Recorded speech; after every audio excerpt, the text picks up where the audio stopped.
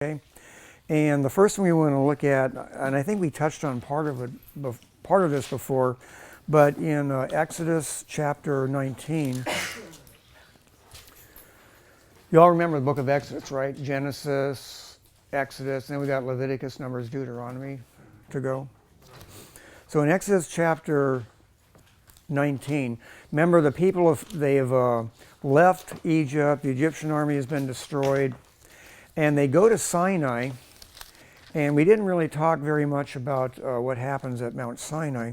And we're not going to talk about everything. I'm not going to talk about a lot of critical views and stuff. I might mention some other ancient law codes that were in force, in that day. Because sometimes critics will say that Moses merely borrowed the law that he wrote, from other cultures and stuff, which is not really true. It's just that if everybody lives in societies and stuff, obviously some rules are going to apply in other societies just like they would to Israel. Like, for instance, it's not good to murder in any society.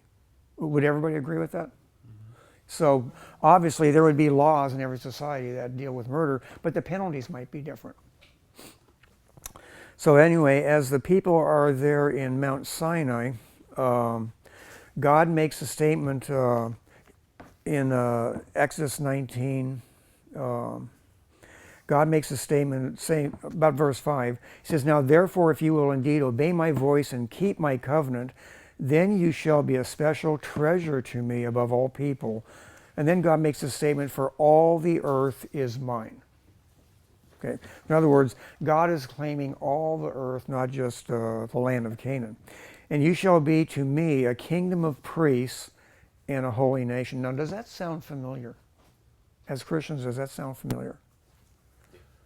Why is that familiar? Anybody? You shall be to me a kingdom of priests. Because, when Christ comes back, he's going to establish his new Okay, but as far as the church is concerned, uh, what is the church? We are a kingdom of priests. That sounds familiar to everybody? Mm-hmm. We are, No. Never heard that before? No. Okay, what's that? Oh, we are a king. Oh, okay. We are a kingdom of priests and priestesses. However, when you in English, when you referring to both genders, you usually refer to the masculine gender. That's like we used to talk about mankind, and we still talk about mankind because we don't have a word in English that basically covers both genders in the same word. So in English, you usually refer to the masculine, just like Hebrew does that too. So anyway, it's in 1 Peter. God has chosen us to be He calls out a people out of all the nations so that we will be kings and priests, or a kingdom of priests, depending upon the translation that you have. So basically, every person in the church is a priest or a priestess. All of us. In other words, it means you have direct access to God. The veil has been torn, and you don't have to go to anybody else to go to God. You can go directly to God yourself. That makes you a priest, because then you are able to tell other people. In other words, you can bring other people to the Lord. Every time you witness, you're bringing somebody to the Lord. You don't have to absolutely say, well, I'm going to bring you to church so that the pastor can lead you to the Lord. You can do it yourself. That makes you a priest or a priestess. Is that so? You really never heard that before? Okay. So anyway, things that you see about the tribe of Levi, like for instance, the Israelites are they're going to inherit the land of Canaan. They're all going to have an inheritance, except the tribe of Levi. They get no inheritance in the land. Why? Because their inheritance is God. So they don't get an inheritance. Just like us, we don't have any inheritance here on this earth our inheritance is God. We are a heavenly people, not an earthly people. That's why we were ambassadors down here, and it's like, and that's why you hear songs and stuff like, our home is in heaven. Okay, and I'll give you some verses on that later on. But anyway, in the book of Exodus here, God calls them, he says, all the earth is mine, and you shall be to me a kingdom of priests and a holy nation. So these are the words which you shall speak to the children of Israel. And then he says, like say in verse 9, and Jehovah said to Moses, behold, I come to you in a thick cloud, that the that the people may hear when I speak with you and believe you forever. So in other words, God was going to speak. This, of course, terrifies the people so badly that that's, when they're going to say, they beg Moses, Moses, you listen to God, because his voice is so terrifying, and then just tell us what he said. Okay. Do you think you would have been that way if you were back there? Do you think you would have, I don't want to hear the voice of God. It was a loud, thunderous voice, and the earth shook, there's an earthquake, the mountain quaked, smoke coming out of Mount Sinai, and the people were quite properly fearful. They weren't just in awe, they were scared silly. And God said, I wanted to do that to you so that you would fear me. So oftentimes when you hear people say, today we try to say that when you fear the Lord, that doesn't mean you're supposed to be scared of him. It means you're just to be in awe of him, or you reverence him. But in the fear of the Lord, there really is an element of, God says you should really be scared when you're in his presence.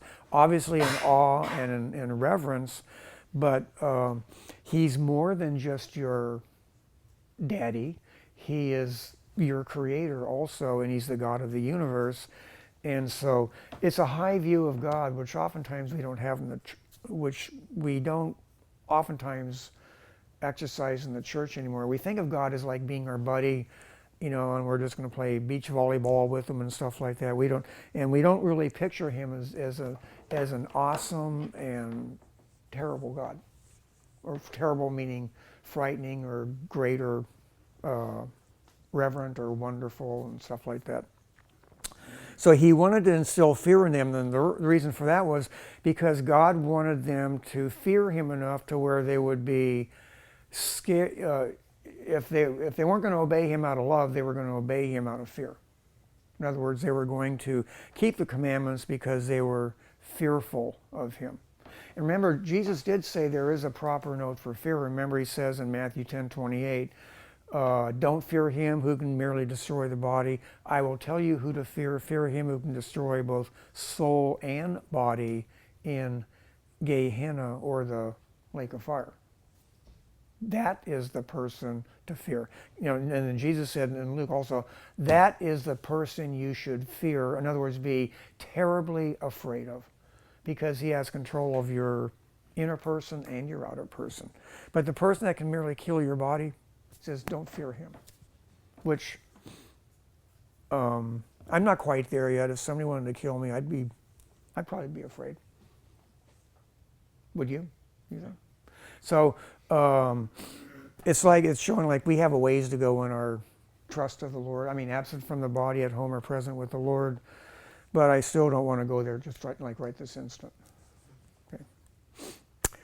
So anyway, they're there, and the first thing they're going to get, Moses goes up and he's going to receive the commandments, and we're going to spend a little bit of time in him receiving the commandments. We're just going to look over the 10 commandments just briefly, and then when we look at some of the other laws, you're going to see how the 10 commandments is the preamble. It's like an outline for almost all the rest of the moral law. Like, for instance, there's a law for murder. Thou shalt not murder, you shall not kill, or you shall not murder. Then there's going to be a lot of other laws in reference to that gives the penalty for murder and stuff like that, like various crimes that you can commit that carries the death penalty. So in other words, when you hear people say, well, you can't have capital punishment because God says you shall not kill, we're going to see from the scripture that's not really true, Old or New Testament. So let's go over the laws quickly. In Exodus chapter 20, and of course we still abide by these today, right? At least in the church. I mean, in society they're very quickly passing away. They're not allowed to be posted in a lot of areas in our country anymore, but it's still good to know the commandments. So God spoke to all these words, saying, I am Jehovah your God, who brought you out of the land of Egypt, out of the house of bondage. And then he goes into law number 1, first commandment. You shall have no other gods before me. So what does that mean to you? I mean, what's he saying there? Is that, by the way, is that a statement saying that there are other gods? No. What's that saying?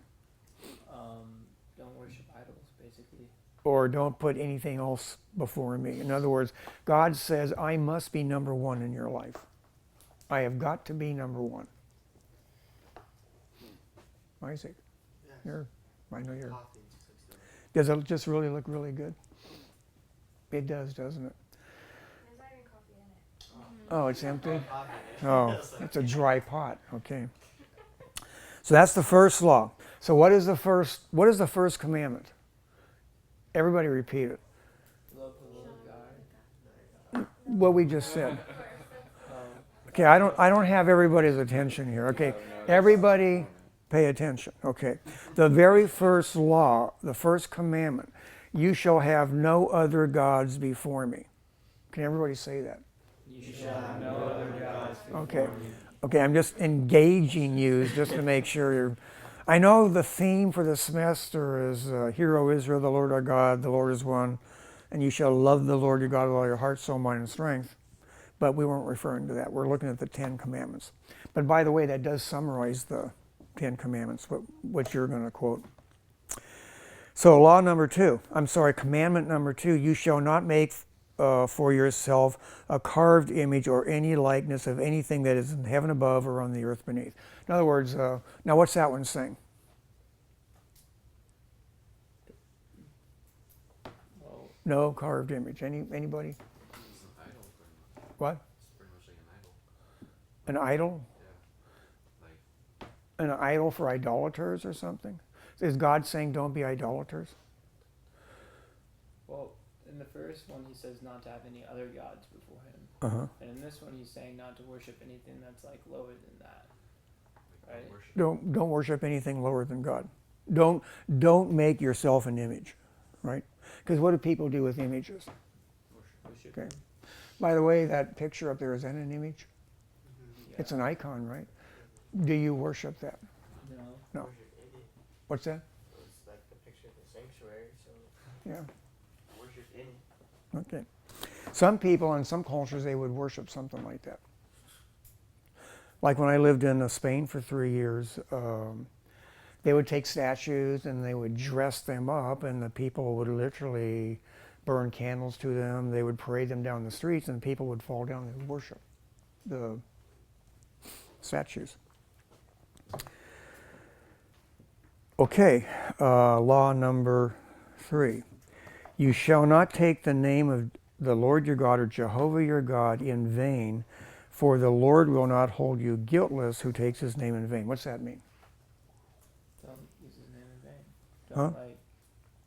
Don't say swear words with his name in it. Okay. Anybody else? Just respect him and his name. Speaking lightly of his name. Speaking lightly of his name. And all, by the way, all of you are correct. Does everybody understand what Jeff said, what he means? Yeah. What does it mean to speak lightly of his name? To not keep it like higher than everything else. Kind of just like nonchalantly saying his name. Or how about claiming to be claiming to be a Christian, but then you're not really living like a Christian. And then people look at you and you're taking the Lord's name in vain. In other words, you're taking it lightly. They're seeing what you say, and then they're looking at what you do, and so you're quite literally you're taking his name in vain because you're taking him lightly.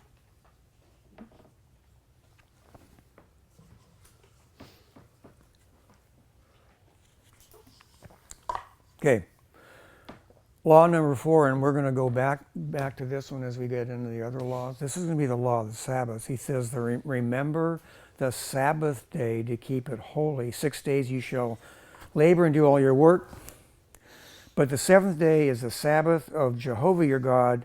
In it you shall do no work, nor your son, nor your daughter, nor your male servant, nor your female servant, nor your cattle, nor your stranger who is within your gates. And then now he's going to give the reason. For in 6 days Jehovah made the heavens and the earth, the sea and all that is in them, and rested on the 7th day. Therefore Jehovah blessed the Sabbath day and hallowed it. Anybody know what hallowed means? To make holy. To make holy, that is correct. Okay, so by the way, there's a creation statement here. God is literally saying, I made the heavens and the earth in 6 days, so on the 7th day, when I rested or I ceased my creative activity, I want you to honor that day, and I set a principle where you work for 6 days, and I want you to take that 7th day off. And in order to enforce it, and to show the extent of it, he said, not only you can't order your servants to work, you can't make your animals work. He says, everybody rests. Okay. Now, does that sound like a good law? Okay. How many of you work 10, 12, 14, 20 days straight? And when you do you get really tired? What if you go to school and work? In the culture back then, and it even used to be in this culture here, when I was a kid, everything shut down on Sunday. I mean, we didn't take Saturday off, but we worshipped on Sunday, and a lot of people confuse the first day of the week with the Sabbath. They're 2 different days. But it used to be, and it still isn't, like in the Midwest in some places where you don't work. I mean, businesses just shut down on Sunday. Everything closed down. I mean, like in the South, and I remember even when I was in Chicago in 1973, for instance, 1974, I can remember you couldn't even go to the store because everything was shut down. I mean, businesses were closed down. Only emergency services are open, but basically they expect you to just go to church and just rest that day. So everybody took the day off. You grew up in later where everybody's trying to make more money, and so now we're open 7 days a week, and a lot of places are open 24/7. And so you probably don't really comprehend a time, even in our own culture, when basically 1 day a week everything was shut down. If you had shopping to do, you didn't do it on Sunday. You made sure you shopped during the week so that you had everything you needed for Sunday. I mean, has anybody ever seen anything like that in your life? Kind of. Chick-fil-A. Chick-fil-A? They're closed on Sundays? Okay. But it'd be different, though, if everything was shut down, though. No matter where, no supermarkets open. I mean, nothing was open. Of course, when I was a kid, they didn't really have supermarkets. They had mom and pop stores. That's about all you had. That shows you how far back I go. Okay. They did have automobiles, though. Yeah. What's that? Yeah, but what was in black and white TV? You're right. My dad was a TV repairman. People just started getting televisions when I was about 4 years old. Oh, really? Oh, yeah. We had 4 TVs in our house because my dad repaired other people's TVs. And I can remember the first TV that I ever saw stood about this tall. The picture was about that big. And it had 3 knobs in front. On, off, volume, and channel changer. That was it. Radios, they took up half a wall, That goes way far back, huh? Okay, so those are laws that dealt specifically with, in other words, these were laws that were directed towards God. And so there's an explanation on these because these are different than all the other laws for all the other gods in the land at that time. Not that these other things are gods, but that God wanted to give an explanation because it was something that was unusual back then. Okay. I know it's really interesting out there, but what's that? Okay. All right. I'm trying to get you guys serious about this. Okay. Okay. Now we get into the fifth commandment, and now we're going to start dealing with man's relationship to man. By the way, the theme of this semester, you shall love the Lord your God with all your heart, soul, mind, and strength. All right, that's basically for Israel. That's the first 4 commands. And then the last 6 commands, is summed up. You shall love your neighbor as yourself. That sums up the law and the prophets. But in the 10 commandments, it's going to break down, you shall love your neighbor as yourself. And it's going to kind of show you, like, what does that look like? And by the way, the 10 commandments, it's like the preamble. It's like the large overview of what does it look like to treat your fellow human being with dignity and respect. So in other words, if you're to demonstrate love to your fellow human beings, what does that look like? And so God's going to give examples in the next 6 commands. And it's in these where oftentimes in other law codes, like the Hammurabi law code, the Assyrian law code and stuff, they're going to have very similar things written in their laws. Okay. So for instance, number 5. It says, honor your father and your mother that your days may be long upon the land which Jehovah your God is giving you. So he's saying you honor your father and mother. So you have to, then you kind of figure like, well, what does it mean to honor your father and your mother? What does that look like? What does it actually mean? And then of course in other laws we're going to discover what happens to you if you don't honor your father and your mother. What happens to you then? So, and we'll see that a little bit later in some of the other laws as they kind of build on what these mean.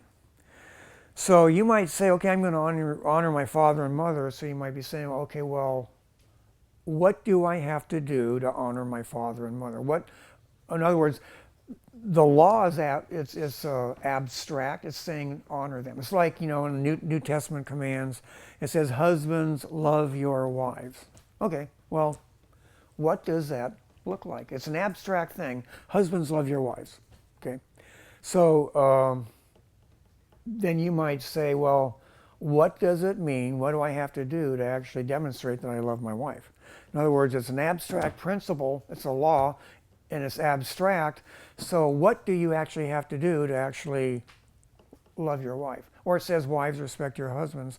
What does a woman have to do? What does a wife have to do to actually demonstrate that she's respecting her husband? In other words, there has to be some concrete principle that you're doing that's going to demonstrate that you love your wife, or wife respect your husband, or wives loving their husbands, or something like that. There has to be something that you concretely do in the flesh that makes that demonstration. Okay. So, and we'll see some of these later on, and then, like, say, for instance, what happens if you don't honor your parents? Is there a penalty for that? I mean, there is in the law. Basically says honor them so that you might live long in the land. Paul said in the New Testament, Ephesians chapter 6, it's actually a law with a promise. God is promising, generally speaking, that if you honor your father and mother, you're going to have a long life. Seems important, right? Who wants to live past 30? Well, I made it. Okay, I've already made it. Okay.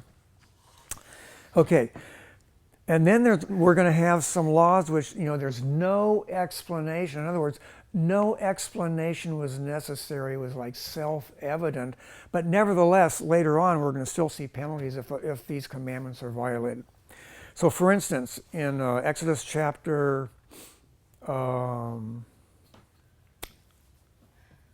20 verse 13. Is everybody turned there in your Bible?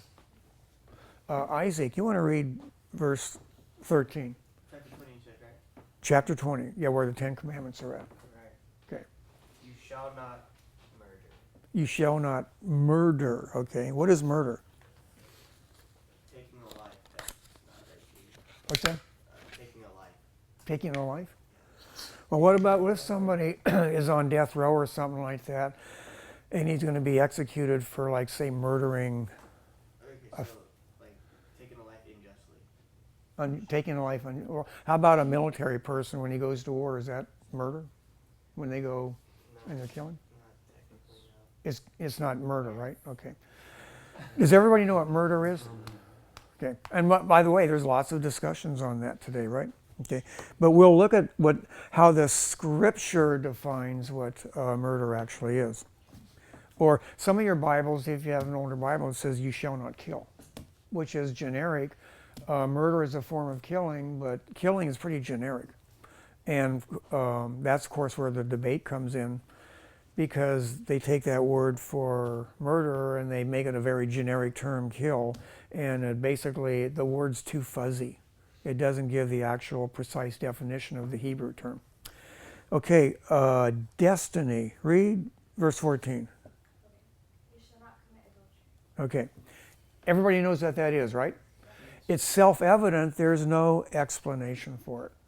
But yet, later on, we're going to see penalties, okay? And it's going the other laws will actually start defining different nuances of the law.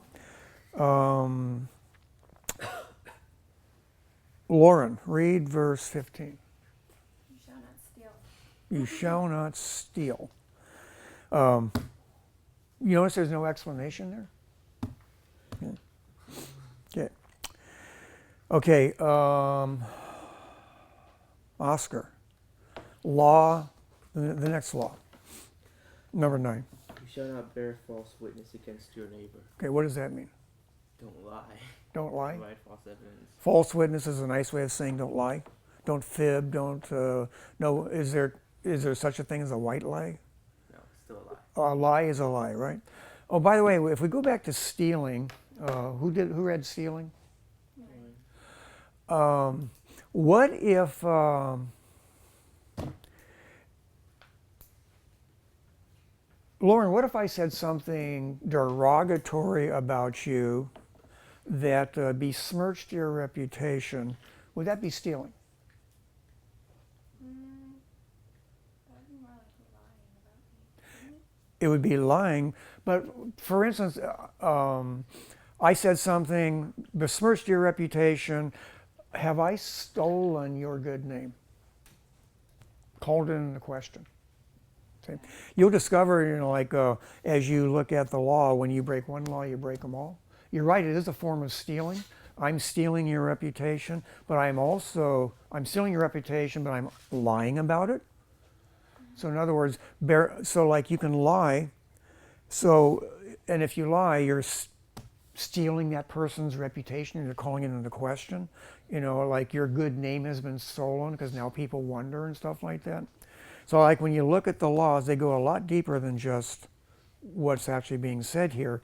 And the 10th commandment, again, there's going to be an explanation here because, like, for instance, there's not people don't really think about this as deeply as it goes. So you have very obvious laws like don't murder, don't commit adultery, don't steal, don't lie. But then commandment number 10, Keenan, would you read the commandment number 10? You shall not covet your neighbor's house. You shall not covet your neighbor's wife, nor his male servant, nor his female servant, nor his ox, nor his donkey, nor anything that is your neighbor's. Okay, what does that mean? What's that? What does that mean? To covet. Be envious. Sort of, but if you covet something, what is that? You think that you should have it instead of them. Yeah, you desire it instead of that other person. Like for instance, Destiny's wearing a sweatshirt. I would love to have that sweatshirt for my wife, so I want it. Give it to me. I desire that sweatshirt for my wife. So in other words, I want something that you have. It's not mine. In other words, I'm coveting, okay? Got an earring or something like that. It says, I would really love to have that earring or something like that so I can hawk the gold and, pawn the diamond and stuff like that. And In other words, I am coveting, I'm desiring something that doesn't belong to me. So he's pretty thorough. First of all, he says, you shall not covet your neighbor's wife. So in other words, if you're married, don't covet another person's wife. Or even if you're not married, don't lust after somebody else's wife.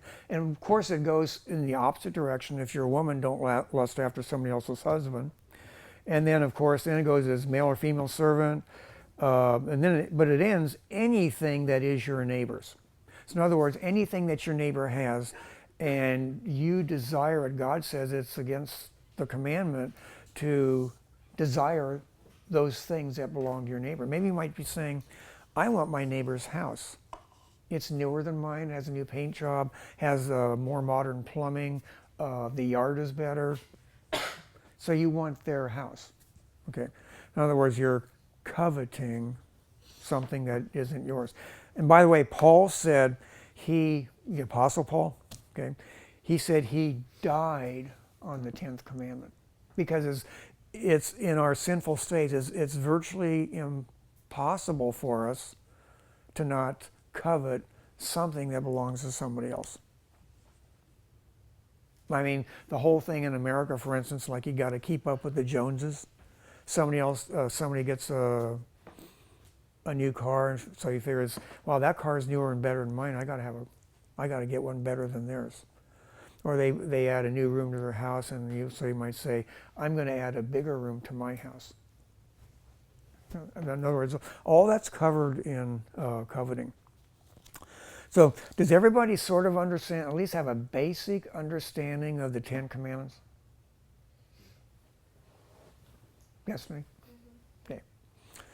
Austin? Got a good understanding of the 10 Commandments? Okay.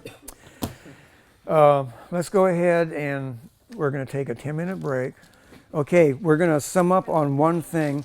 First of all, we're going to look at why God why he allowed the thundering and the loud trumpet sound and the earthquake and all of that stuff going on in the mountain. Here's God's explanation in Exodus 20, verses 18 through 20. It says, now all the people witnessed the thunderings, the lightning flashes, the sound of the trumpet, and the mountain smoking. And when the people saw it, they trembled and stood afar off. Then they said to Moses, you speak with us and we will hear, but let not God speak with us lest we die. So in other words, are they experiencing fear? Everybody see that? They're experiencing fear. And Moses said to the people, do not fear, for God has come to test you, and that his fear may be before you so that you may not sin. So now you have the reasons for not sinning. In other words, you might have a desire to sin, you might covet, break the 10th commandment, but for fear, you're not going to sin. Because first of all, every sin, of course, is a sin against God. Remember when David commits adultery with Bathsheba, and then in Psalm 51, David says, against you only, Jehovah, have I sinned. I mean, obviously he sinned against Bathsheba too, right? But David is saying, first and foremost, the sin was against you. So in other words, every sin that you commit is ultimately against God, first and foremost. So now we're going to look at some of the explanations that are given for, in other words, we're going to look at some of the laws that in other words, they're going to flesh out what some of the 10 Commandments mean. In other words, God's going to give examples. So like for instance, we're going to look at murder in chapter 21, verses 12 to 14. So for instance, in my Bible it says like laws concerning violence. Now remember the commandment says you shall not murder, okay? So now he says, he's going to define what murder is. He who strikes a man so that he dies shall surely be put to death. So in other words, if the commandment just said you shall not kill, now God is saying that if you strike a person so that he dies, God says that person shall be put to death. So in other words, here now, at least in the Old Testament, God is instituting the death penalty. Do you all see that? Might not agree with it, but like you all see it. Okay. So and then he's going to define it even further. However, if he did not lie in wait, but God delivered him into his hand, then I will appoint for you a place where he may flee. In other words, the cities of refuge, there were 6 of them. So in other words, now he says, in order for this to actually be genuine bona fide murder, you have to lie in wait for somebody, like you're waiting. You plan something out and you're waiting because your object is to kill the person, to murder the person. So God is defining what murder is and when it covers the penalty. So an accidental death, manslaughter, is not punishable by death. So he's going to further define it, and he states, verse 14, but if a man acts with premeditation against his neighbor to kill him by treachery, you shall take him from my altar that he may die. So in other words, if you, in order to define this law, even if you flee to a city of refuge, the priests are going to discuss with you the circumstances of the case. How did this person die? Was it accidental? Like, for instance, there's an example given in Scripture. Guy's chopping down a tree, and say he swings his hand back, and the axe head flies off the handle and strikes somebody in the head, and the person dies. Well, the Bible says that person to flee to a city of refuge, because he didn't plan to kill the person. The person, there was an actual act of God, a genuine, what we call accident. God said, I delivered that person into your hand. In other words, as far as God is concerned, he's still under sovereign control, but that person died. So the person flees to a city of refuge. The priest is going to discuss the case with him. If it wasn't premeditated murder, then the person who killed somebody is safe in the city of refuge. But if it was premeditated murder, the priest will hang on to the guy and they will turn him over to the avenger of blood so that he might be executed. That's what he's saying here. And then, okay, now remember it says, honor your father and your mother, as your days may be long. Well, it says, here's another violent law. He who strikes his father or his mother shall surely be put to death. Kill your parents, God says, you will die. He who kidnaps a man and sells him, or if he is found in his hand, shall surely be put to death. In other words, you steal somebody for whatever reason. Usually it's just like sell them into slavery.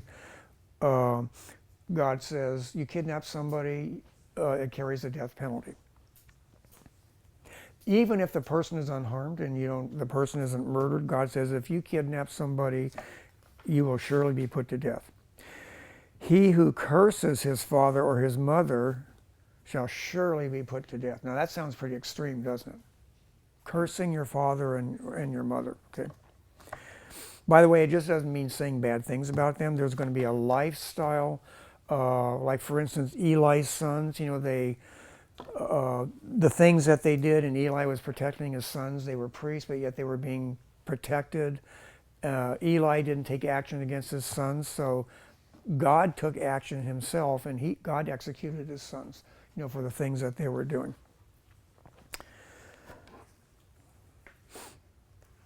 Okay, now here's one where it actually deals with not a miscarriage or something like that. But in other words, God is going to give the penalty for, like, say, if a woman is pregnant and he gives an example and she miscarries due to an act of violence or something like that, God's going to give the penalty for that. So it says in verse 18, if men contend with each other, and one strikes the other with a stone or with his fist, and he does not die but is confined to his bed, if he rises again and walks, that's not the one I wanted to get, but they're fighting with each other, and this law is going to say that if you injure somebody, basically you're going to take care of that person, you're going to refurbish his wages until that person is better enough to take care of himself. In other words, there's a law of restitution here. Okay, verse 22, that's what I was referring to. If men fight and hurt a woman with child, so that she gives birth prematurely, yet no harm follows, in other words, the baby is born prematurely, but the baby survives, he shall surely be punished according as the woman's husband imposes on him.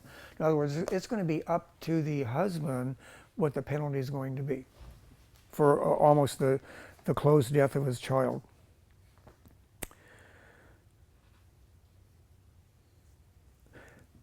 And he shall pay as the judges determine. But if any harm follows, in other words, if that baby dies, in other words, say a woman is only like 3 months pregnant or something like that, and she miscarries because she was injured or something like that,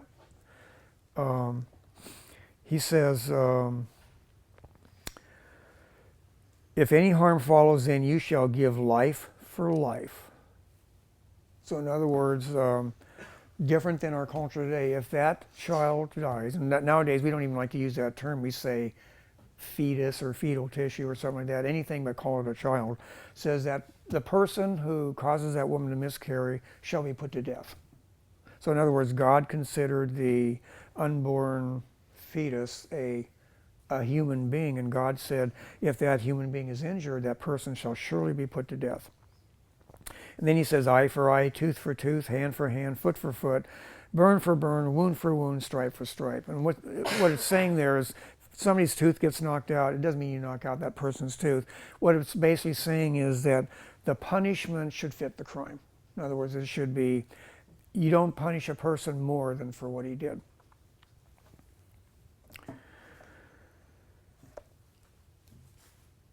Does anybody, you see how the flow of these laws are going? Like, remember there's 613 laws in the Torah, in the Torah, and basically, remember we have the law, the commandment, you shall not murder.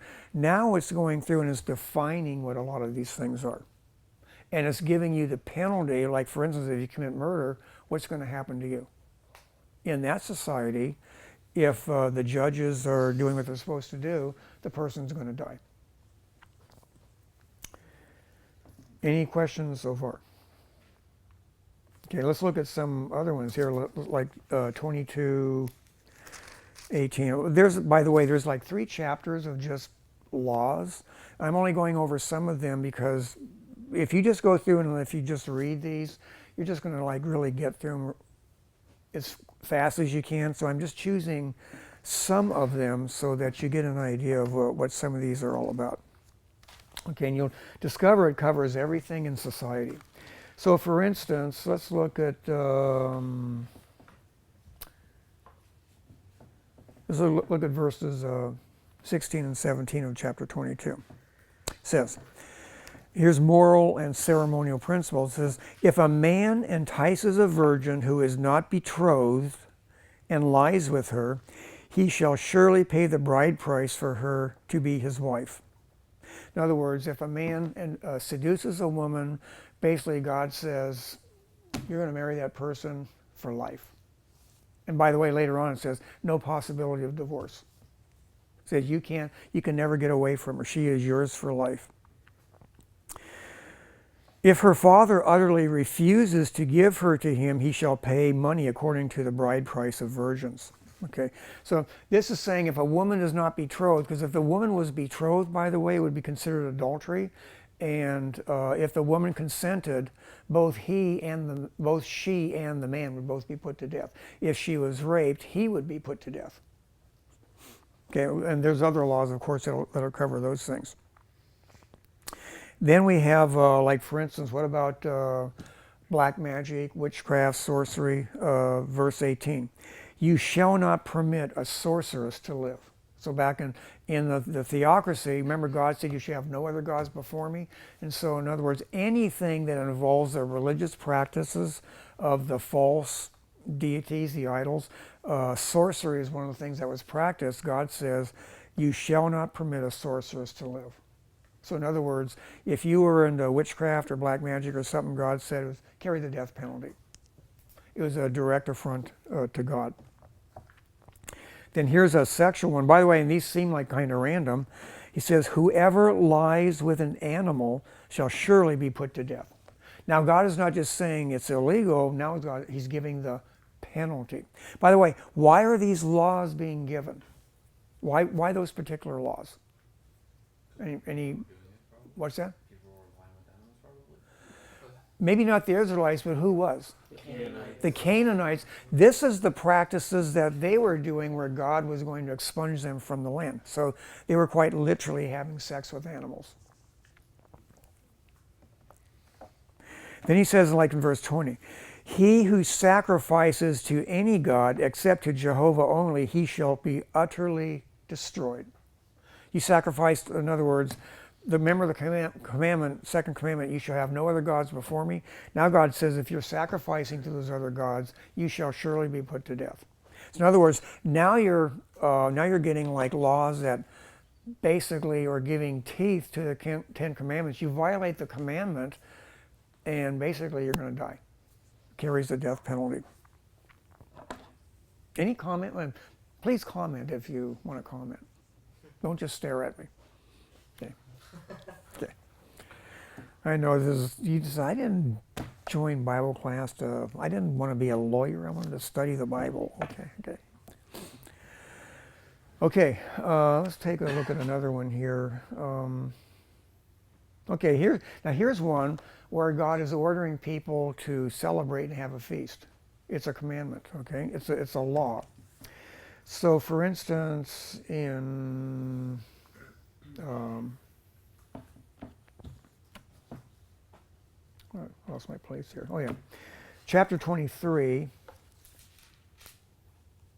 Let's take these in order. Let's read the law of the Sabbath. In other words, in chapter 23, verses 10 through 12. So chapter 23, 10 through 12. Okay. Now, he's going to, remember in the Ten Commandments it said that you take off every seventh day, right? Take off every seventh day. Now, remember when people say that they keep the Sabbath law? When you start reading what's all entailed in the Sabbath law, you discover that nobody keeps the Sabbath. Israel, by the way, they were kicked out of the land because they didn't keep the Sabbath. So anyway, the law says in 23:10, 6 years you shall sow your land and gather in its produce. But the 7th year you shall let it rest and lie fallow, that the poor of your people may eat, and what they leave the beasts of the field may eat. In like manner you shall not do with your vineyard and your olive grove. 6 days you shall do your work, and on the 7th day you shall rest, that your ox and your donkey may rest, and the son of your female servant and the stranger may be refreshed. So in other words, now he's saying every 7th year you don't plant crops. You let the land rest. But not only are you taking off every 7th day, but you're taking off every 7th year. God says, don't do that. Don't plow your fields. Don't work. Everybody gets the year off. Okay. And then he's going to talk about other gods again in verse 13.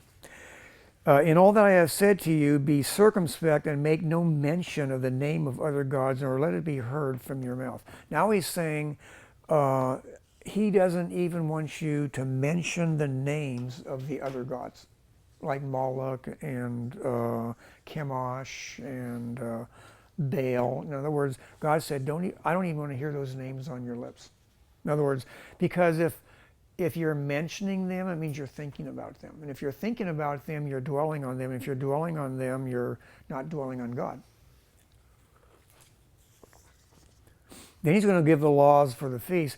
So not only does God say take time off, now he's going to tell them that they have times where they must celebrate. In other words, God is saying, you will go to a party at least 3 times a year. That's what he's saying. And these parties are going to last a week. And God, it was a command. You must go to these parties and have fun. That's what he's saying. Would you like to be ordered to a party and it's ordered you will have fun or you don't leave or something like that? Okay. But by the way they're having fun here is not the way people would say be having fun today. So he says, 3 times you shall keep a feast to me in the year. You shall keep the feast of unleavened bread. In other words, unleavened bread, let's just put these up here. The feast of unleavened bread.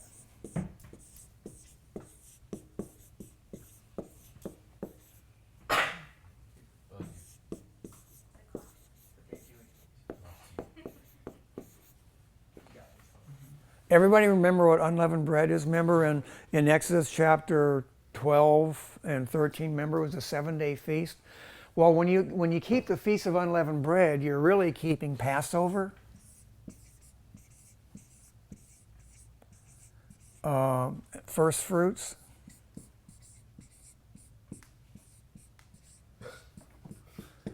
and unleavened bread.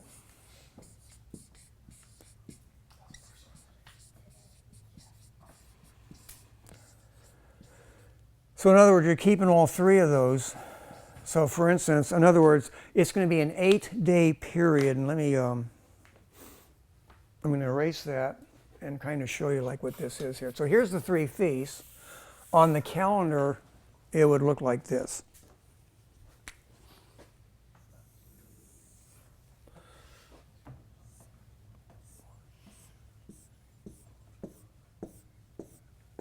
So here's Passover.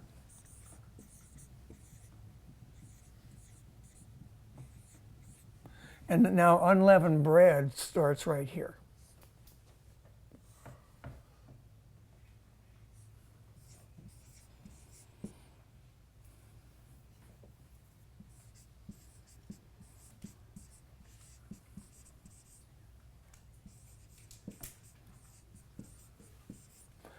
And then like on this day right here is first fruits.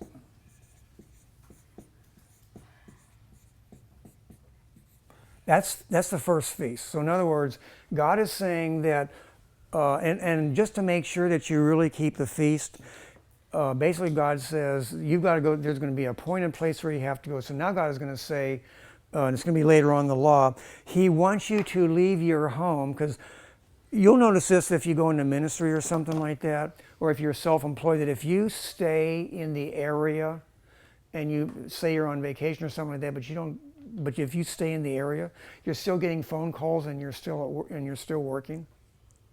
So, especially if you have your own business or something like that.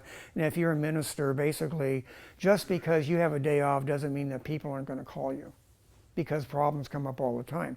So what God is saying to prevent that, you must leave your home. And like, for instance, if you live in Galilee or something like that, God says the feast is in Jerusalem, you will be required to go there. Remember Jesus? He lives in Galilee, and they had to make the trek to Jerusalem. So all the people from Galilee, the families, everybody migrates to Jerusalem for this feast, for Passover, first fruits, and unleavened bread. For that 8-day period, they're going to be there for a week. In other words, they drop everything at home and they go to Jerusalem for the feast.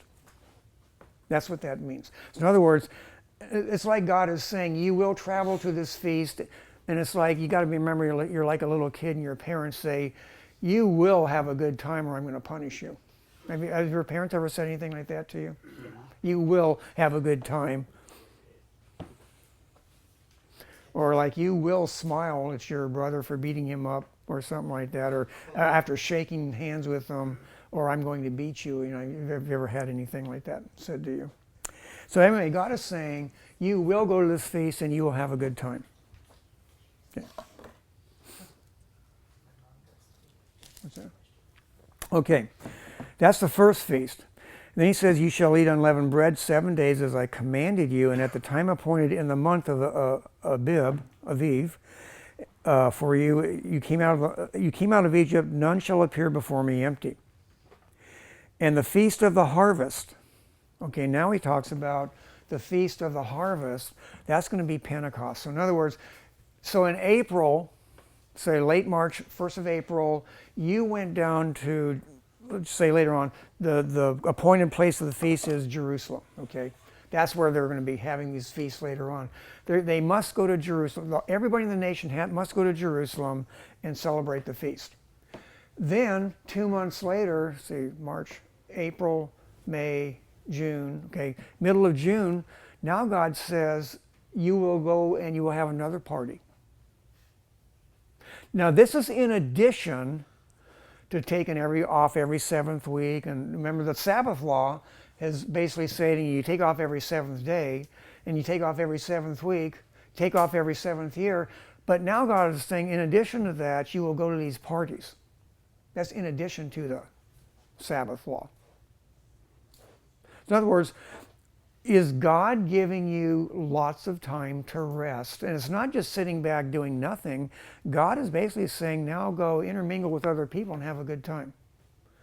I mean, He created us to be sociable people.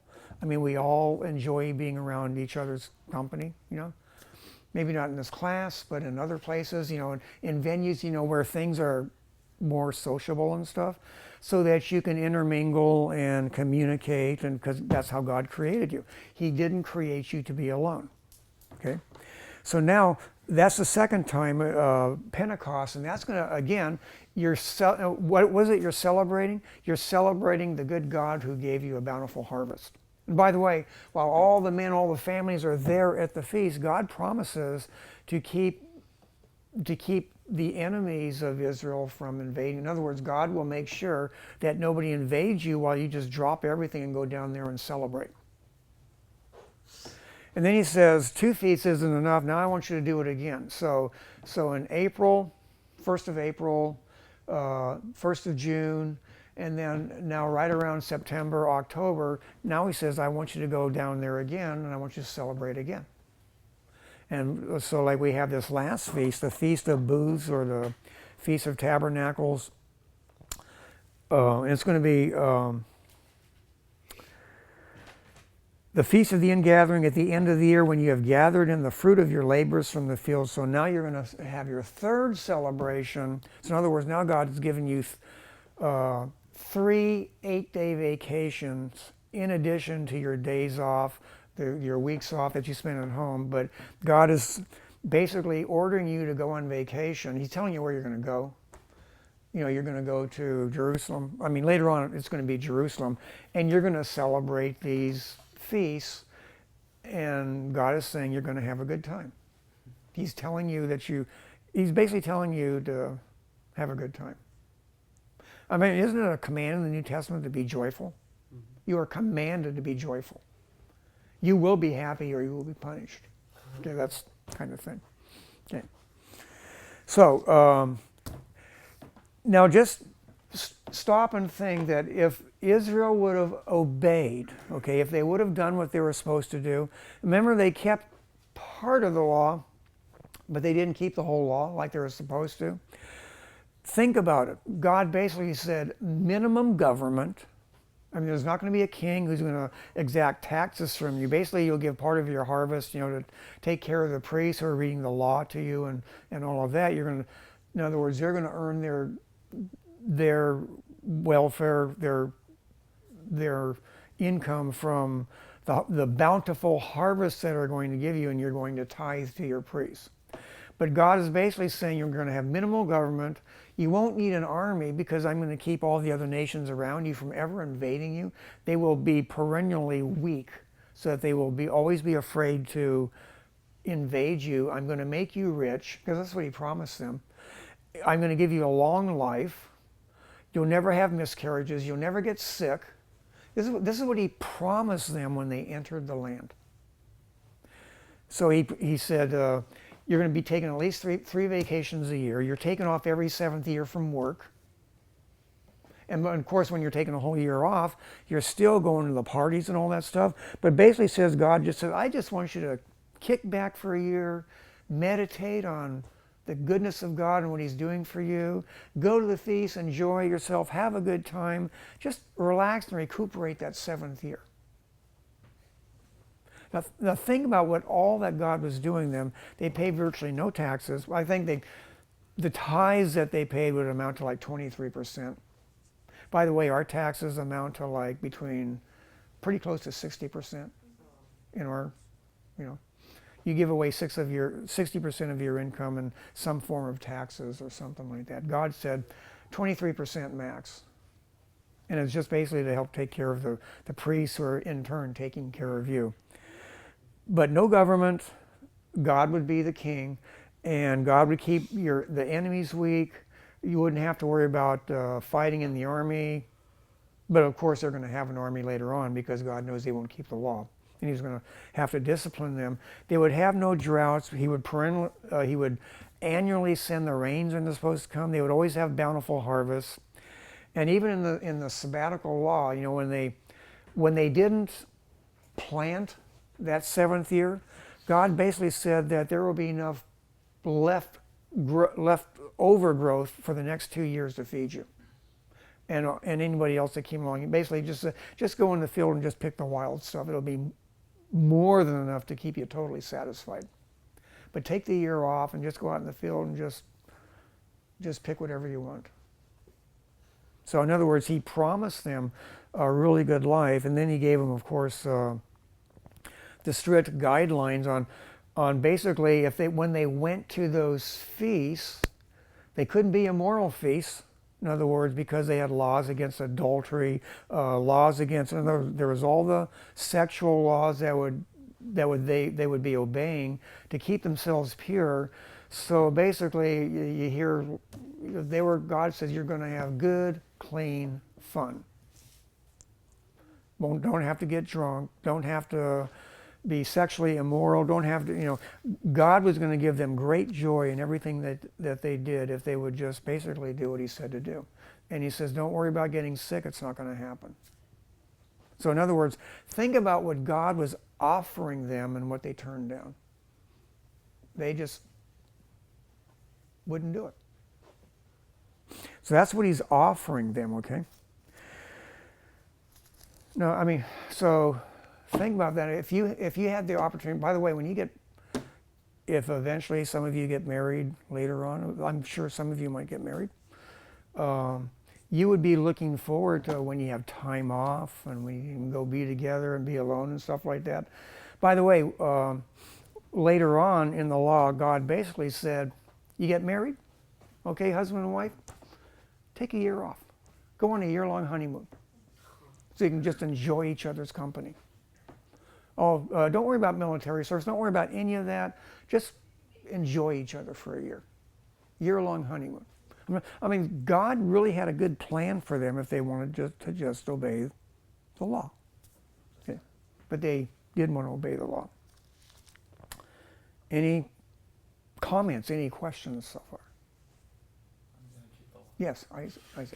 So, 2 questions.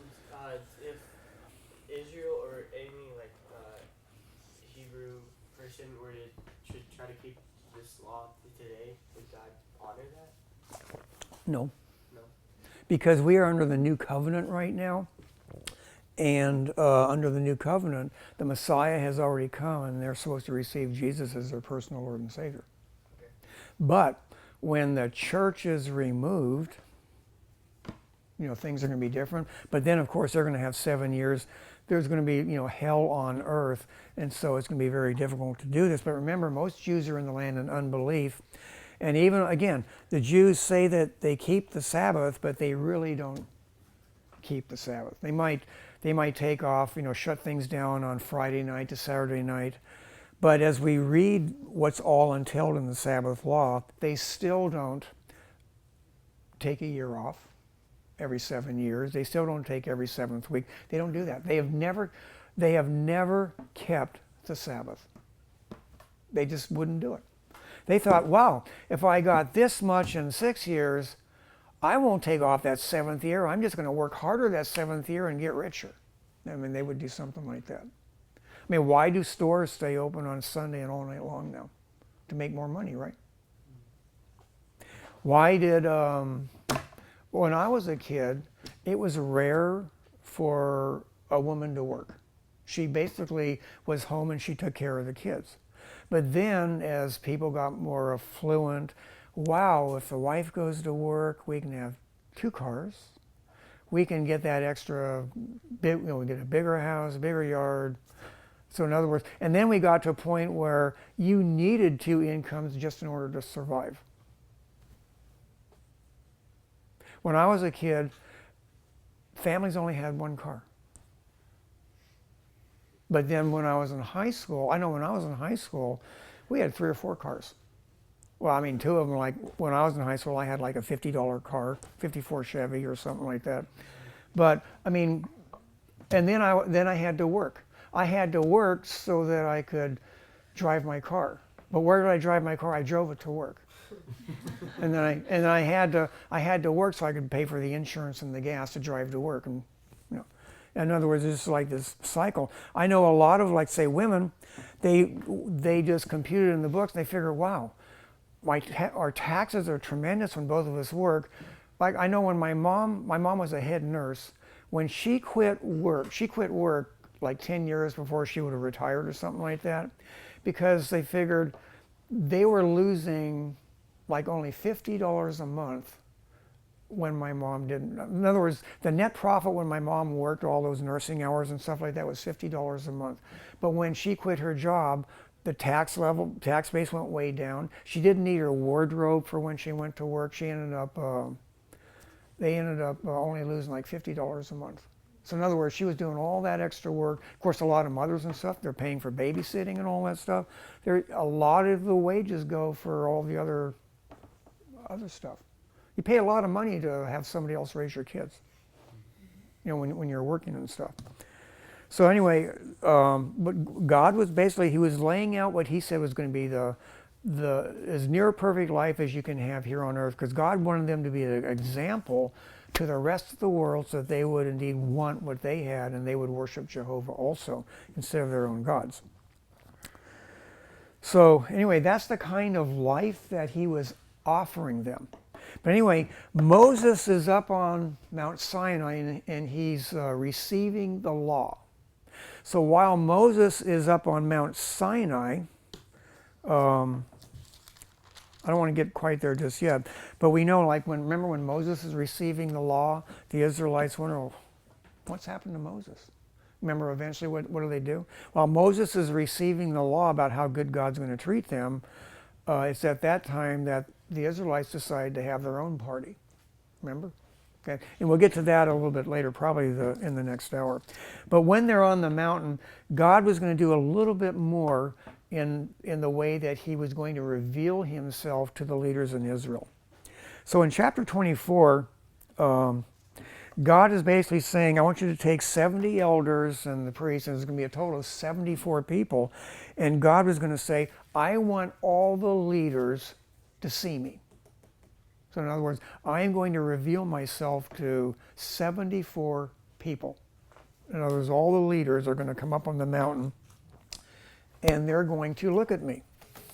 They're going to observe me.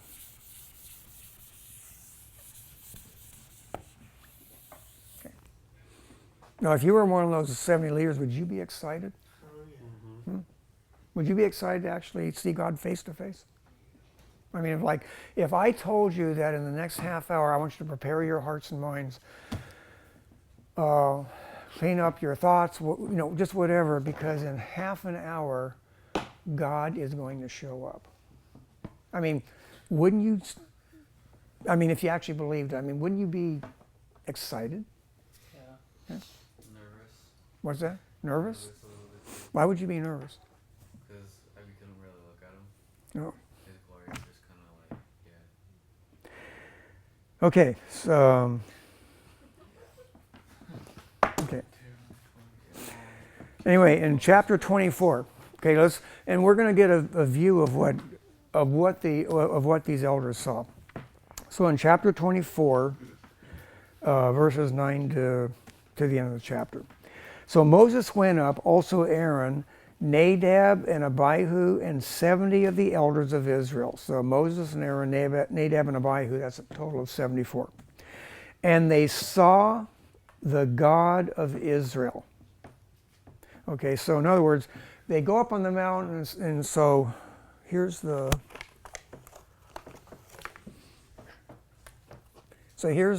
mountain here. Okay.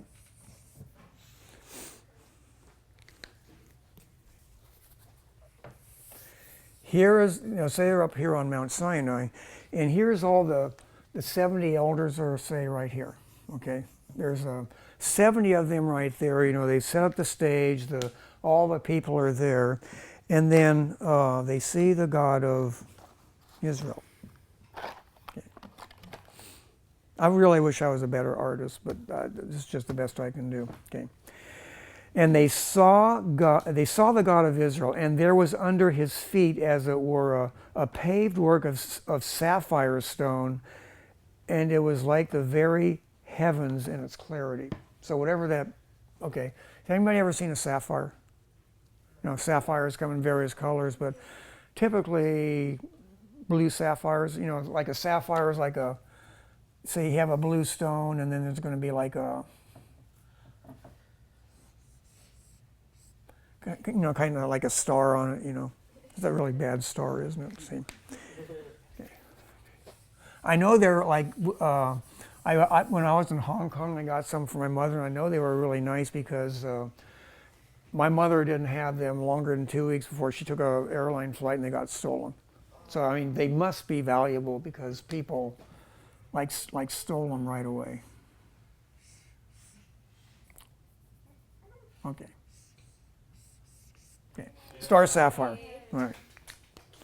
It's hard doing that in front of people. You're very self-conscious. So anyway, there's this pavement. So you just kind of figure that they're seeing this pavement-like area. I guess I better put the people higher. Okay, so the people are right here. They're looking down, and there's this pavement-like thing. And I always try to picture this, what this must have been like. They're all sitting here, and they're looking down, and they're just seeing God with whatever God is doing at that time. And just say we have, here's God, okay. I'm not making an image. I'm just showing you that God is there, okay? Worship His image. The people are up here. They're not seeing an image of God, but they're seeing a likeness of a likeness of God there. And it says, so they saw the God of Israel, and there was under his feet, as it were, a paved work of sapphire stone, and it was like the very heavens in its clarity. But on the nobles of the children of Israel, he did not lay his hands. So they saw God, and they ate and they drank. So basically, God is basically telling them while they're observing him. Basically, if you can kind of like picture like being in a theater, and now all the refreshments are being passed out, and while they're observing God with whatever he's doing on this pavement, they're eating and drinking. Now, what does that convey?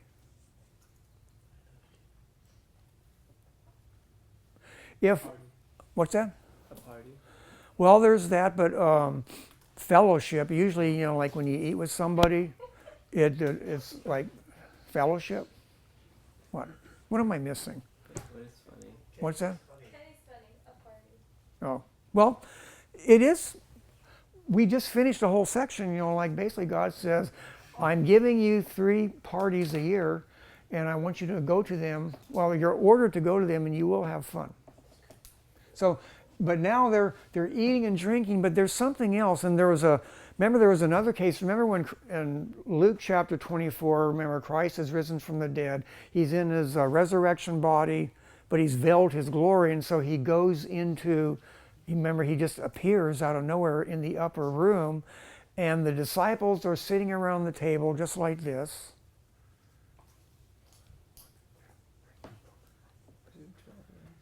Yeah, the disciples are sitting around. There's, you know, not quite 11. You know, not everybody's there. What? Well, Judas is already dead. And remember, Thomas wasn't there. Thomas wasn't there.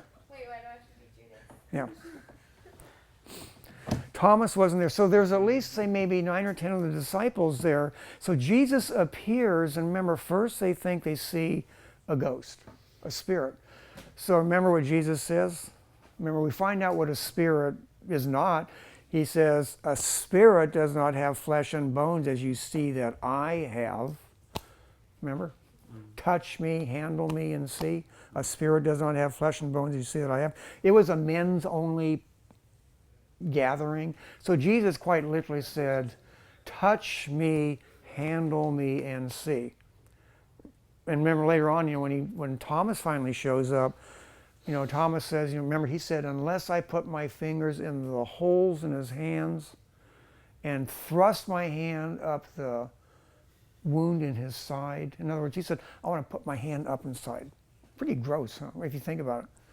Then, and Thomas said, I will not believe unless I do that. So when Jesus appears, okay, Thomas, put your hands in the holes, and if he would have lifted up his garment, put your hand up the wound in my side. What does Thomas do?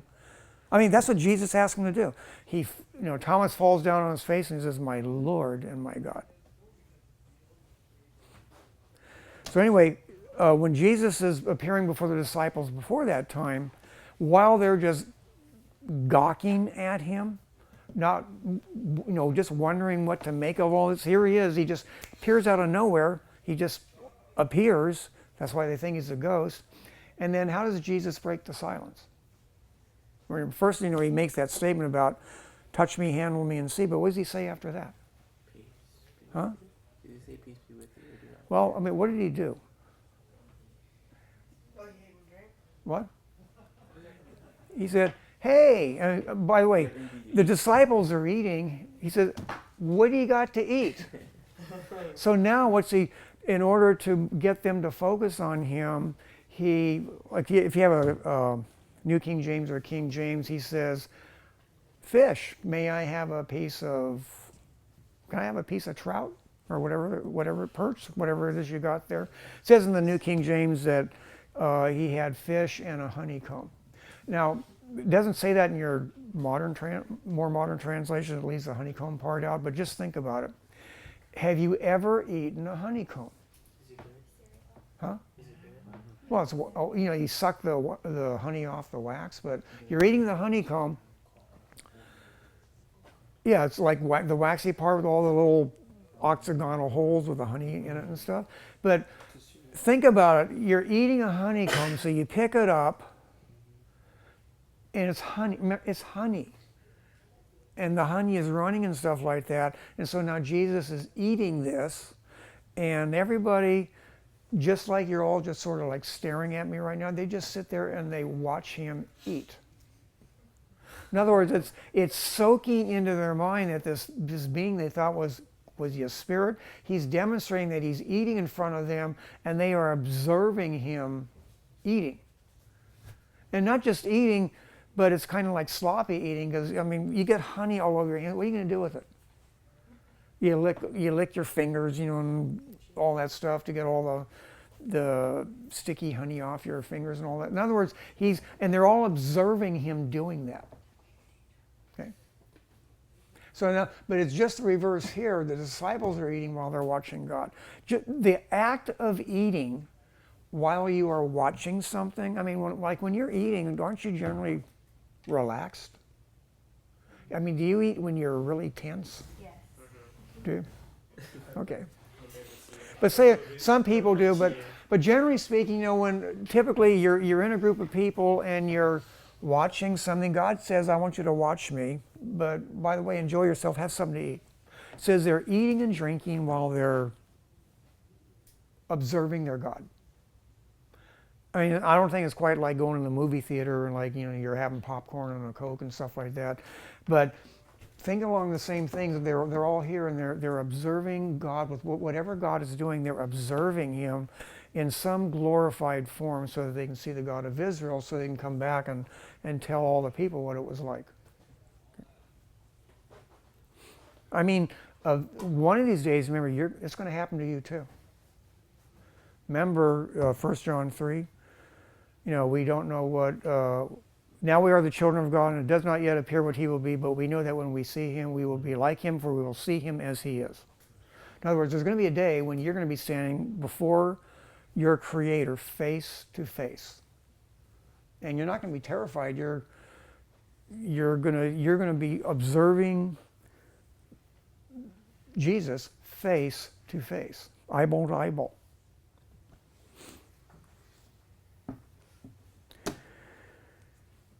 Any questions so far? I'm trying to make this exciting. Okay. It is exciting. Is it? We're just Okay. doing such a good job. We have no questions. It's Oh. like Yeah. being awestruck. What's that? It's like being awestruck. Awestruck? I've been awestruck before. Exactly. You awestruck us. Yeah. Mhm. Regarding chapter 23. Mm-hmm. In verse 13, you were talking about how they weren't allowed to mention other gods' names. Mm-hmm. Are we allowed to mention other gods' names, like in Hinduism or Jehovah's Witnesses. This is the law, and there's an intent in the law. Basically, when you're mentioning, the full intent here is basically out of the heart, the mouth speaks. So when you start talking about something, in other words, there's something deep down in the inner person, something that you meditate about or something, your deep inner thoughts, the things that you think about, eventually are going to come out of your mouth. In other words, if you're in a place where everybody swears or something like that, and that's all you hear or something like that, you're going to start imitating that. You're going to start copying the language. Or like I tell some people, like in biblical counseling or something like that, if you want to know what your idols are, what is it that you secretly worship or something like that, when you lay down in bed at night and you're just laying down, where do your thoughts go? I mean, God says He wants you to be meditating on Him. But like, for instance, like when you just lay down and you're just, before you fall asleep, where do your thoughts go? What's on your mind? What are you thinking about? In other words, the desires of your heart start taking over. When you're, it's just like you're not thinking, you're just letting everything just flow. You just let your thoughts run off to wherever they're going to go before you doze off to sleep. Where do your thoughts go? And basically, they're going to go to what they worship. Okay. Does that explain it? So basically, so you're not, God says don't mention it. If you're not mentioning them, it's putting in their mind, if you're not going to be talking about them, you can't mention them, you're not going to be thinking about them. Okay. In other words, it's like taking Proverbs 4:23. It says, guard your heart, for out of it flow the issues of life. It's like a military guard on your inner person. You're controlling what goes in, and you're controlling what goes out. So here, like God is saying, you're controlling what's coming out. But then by the same token, when you take the whole thing, God is saying you're controlling what's coming into your life. In other words, what do you look at? Like, for instance, like say for men, pornography or something like that. God says, guard your heart, guard your inner person. So He says, don't look. Don't go, just don't go there. In other words, you're guarding what comes in, because what comes in is what's going to come out. Eventually, it's just going to come out.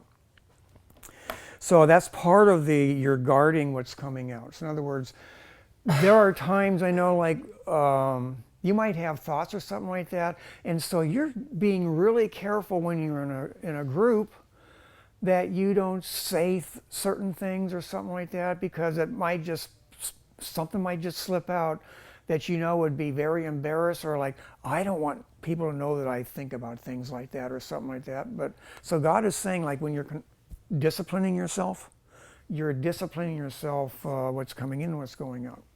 In other words, you're taking an active part in guarding your inner. In other words, you're going out of your way to keep yourself holy and set apart for God. So in other words, so He says, don't mention the other gods, because then again, when you mention the other gods, as soon as you mention their names, you might start thinking, when we mention these other gods, you start thinking about, and of course you mention another god, or let's just say you mention somebody with not a really good reputation or something like that, and everybody knows what that reputation is, but you bring it up. Now everybody's thinking about it, and say it's just an immoral person or something like that, and so now half the people, or maybe all the people in the room, are starting to think of, say, the immorality of that person. In other words, now it's on everybody's mind, and they're all thinking about it.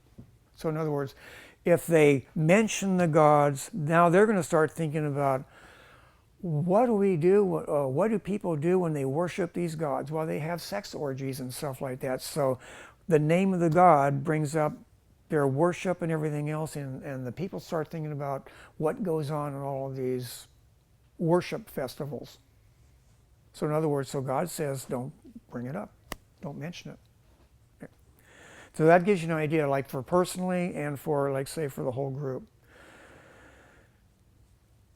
Okay. What's that? One more. Sure. When you were talking about these feasts, are we as Christians are we called to celebrate these feasts? No. Reason being that a lot of these, like we don't keep the feast. We in the New Testament, we are not held to any feasts or worship days or anything like that. This was given to like God's earthly people, Israel, and they were to observe these feasts. But under Christ, we have liberty. We can worship any day we want. In fact, God said whether you worship all 7 days or one day, pick any day you want. Don't worry about keeping feasts and Sabbaths and new moons and holidays and all that stuff. We're under the freedom to do basically what we want. And if we start insisting that we keep feasts and stuff like that, now we're putting people under law, and we're not under. This is not part of the moral law. This is part of their laws that made them a culture, and we're not in that culture anymore. But in the kingdom age, by the way, they will, at the very least, are going to be keeping the feast. The whole world will be keeping the third feast. Everybody will be required to keep the third feast, and if they don't, God will literally send drought on that nation or that country that does not keep the feast. Just to give you an idea what's coming up ahead. But of course, that's not in the age in which we live right now. So, so God promises, let's look at verse 23, 25, and 26. I think we already did that. Chapter 23, verses 25 and 26.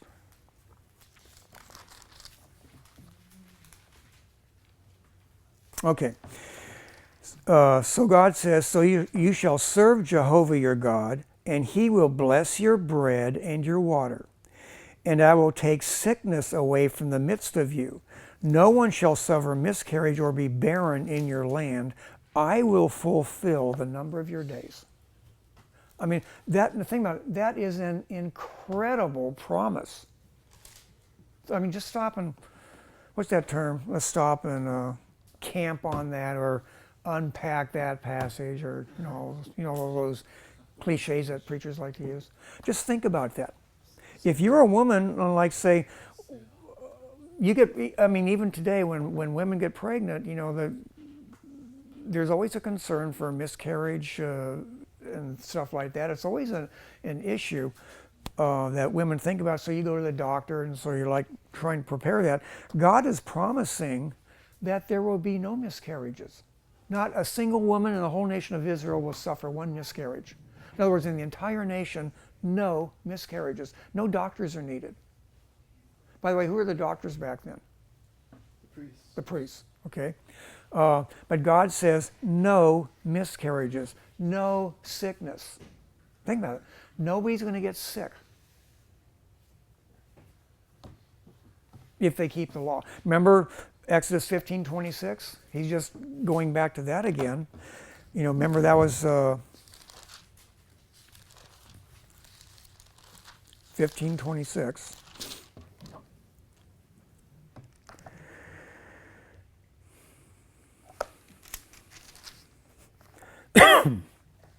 Says, if you diligently heed the voice of Jehovah your God and do what is right in his sight, give ear to his commandments and keep all his statutes. In other words, remember when I mentioned, he's not talking about miracles the way that we view them today. He's talking about a lifestyle. If you obey the laws that he's going to give you, in other words, some of the laws that we've been mentioning, don't commit adultery, don't lust, don't murder, don't lie. I mean, you're keeping these laws as a nation. God promises to put none of the diseases on you which I have brought on the Egyptians, for I am Jehovah who heals you. So in other words, he's promising you're not going to get sick. But now he expands that in 23. And so what does that mean? I will take sickness away from the midst of you. No one shall suffer miscarriage or be barren in your land. In other words, he's extending it. By the way, and he's going, who is this addressed to? First of all, if I was saying for somebody that would really worry about this the most, who is being addressed, what gender is being addressed specifically? Females. Yeah, females, at first because it was considered a curse to be barren in that culture. So basically he was telling them, you women, none of you will be barren. None of you will miscarry. None of you will get sick. So God is addressing the women. By the way, back in that day, women were nothing.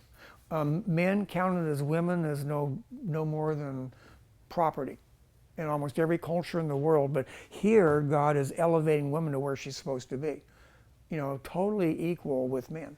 Just slightly different role, but made in the image of God and being complete and totally equal. So God has a lot to say to women. And it's like, so for a woman, we're different biologically, but he's saying, so for you, as I'm blessing you, what does that look like for a woman? You're not going to get sick, and when you get pregnant, you're not going to miscarry. Now, think about, I mean, I know you don't stop and think about that, but think about what a blessing that is. You don't have to worry about losing your baby. And then he says, what's the last thing he says? I will fulfill the number of your days. What does that mean? Long life. In other words, if God has allotted you, like say 80, 70, 80, 90, or 100 years, you're going to live to be to a ripe old age and see your great grandchildren. Which, by the way, when you get older, is a blessing. I got 11 grandchildren, and it is a blessing most of the time when I see them. Okay. Yeah. How many kids do you have? 3. 3. Yeah, my oldest son has 4 kids. He has 3 boys and a girl. My daughter here, the second born, Sharon, she has a girl and 4 boys. And then Susie, my youngest daughter back east, she has 1 girl, 1 boy. That's 11. They said they're not having any more, so that's all I get. That's all we get. Okay. So anyway, that's the blessings that he's promising. Remember when we were reading the curses, that if they didn't obey the law, he said, you know, that women would miscarry all the time. You would give birth, but somebody else would take them, or you know, everything was just the opposite. But here he's saying, if you obey the law that I'm giving you, he's promising them a rich and fulfilled life, and then they're going to spend eternity with God. He was literally promising heaven on earth as close as you could get in being in relationship to God. And then even when they died, they would be gathered to their fathers, or they would be spending eternity with God, you know, forever. But he was promising them a good life here if they would just obey. Okay. So the question is, did they obey? No. Okay, and we're going to take a 10-minute break, and then we're going to go back to some of the narrative. Now I want you to keep in mind some of the laws. I only read some of the moral laws about adultery and stuff like that. I wanted to bring those up because we're going to look at what they did and what, remember God's promising all these things, and the Israelites promised several times that they would obey, but they didn't even last till Moses got off the mountain. Remember? Okay, so let's go ahead and take a 10-minute break. Chapter 24, and we're going to look at like when Moses first receives the tablets of stone. So in chapter 24, about verse 12, this is right after they see God on the mountain, which is this picture right here. Did everybody write this picture down? All get the right colors and everything? By the way, if you're from Florida, orange and blue, Gators, Florida Gators. Okay. Florida Gators. Raiders? Are you a Raiders fan? No. Okay, then Jehovah said to Moses, remember when I say Jehovah, remember it's Lord that looks like this?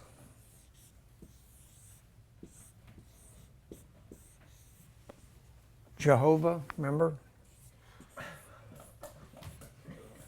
Okay, Jehovah. Okay, Jehovah says to Moses, this is the covenant-keeping God, come up to me on the mountain. Now God is calling Moses up on the mountain. Now the elders have been up there, but God is now choosing out Moses out of the 74. So 73 have got to go back down the mountain, but Moses has got to Moses has to hike up the rest of the mountain. Moses has to climb up there to be with God. So he says, I will give you the tablets of stone. First time the tablets of stone are mentioned, of course, where we figuratively have the 10 commandments. I will give you the tablets of stone and the law and the commandments which I have written that you may teach them. Okay, that's what I am attempting to do, is teach you what some of these laws were that they were to abide by. So Moses arose with his assistant Joshua, and Moses went up the mountain of God. And he said to the elders, wait here for us until we come back to you. Indeed, Aaron and Hur are with you. If any man has a difficulty, let him go to them. Then Moses went up into the mountain, and a cloud covered the mountain. So Moses goes up to the top. Moses can be this little red guy right here. He's climbing up the mountain, kind of hanging on there. And there's going to be a cloud that's going to cover the mountain. So here's this black cloud, on the top of the mountain. Moses goes into that cloud, and he's going to commune with God. Anybody know how long? 70 days. What? 40 days? No. Remember 40 days? 40 days on the mountain with God.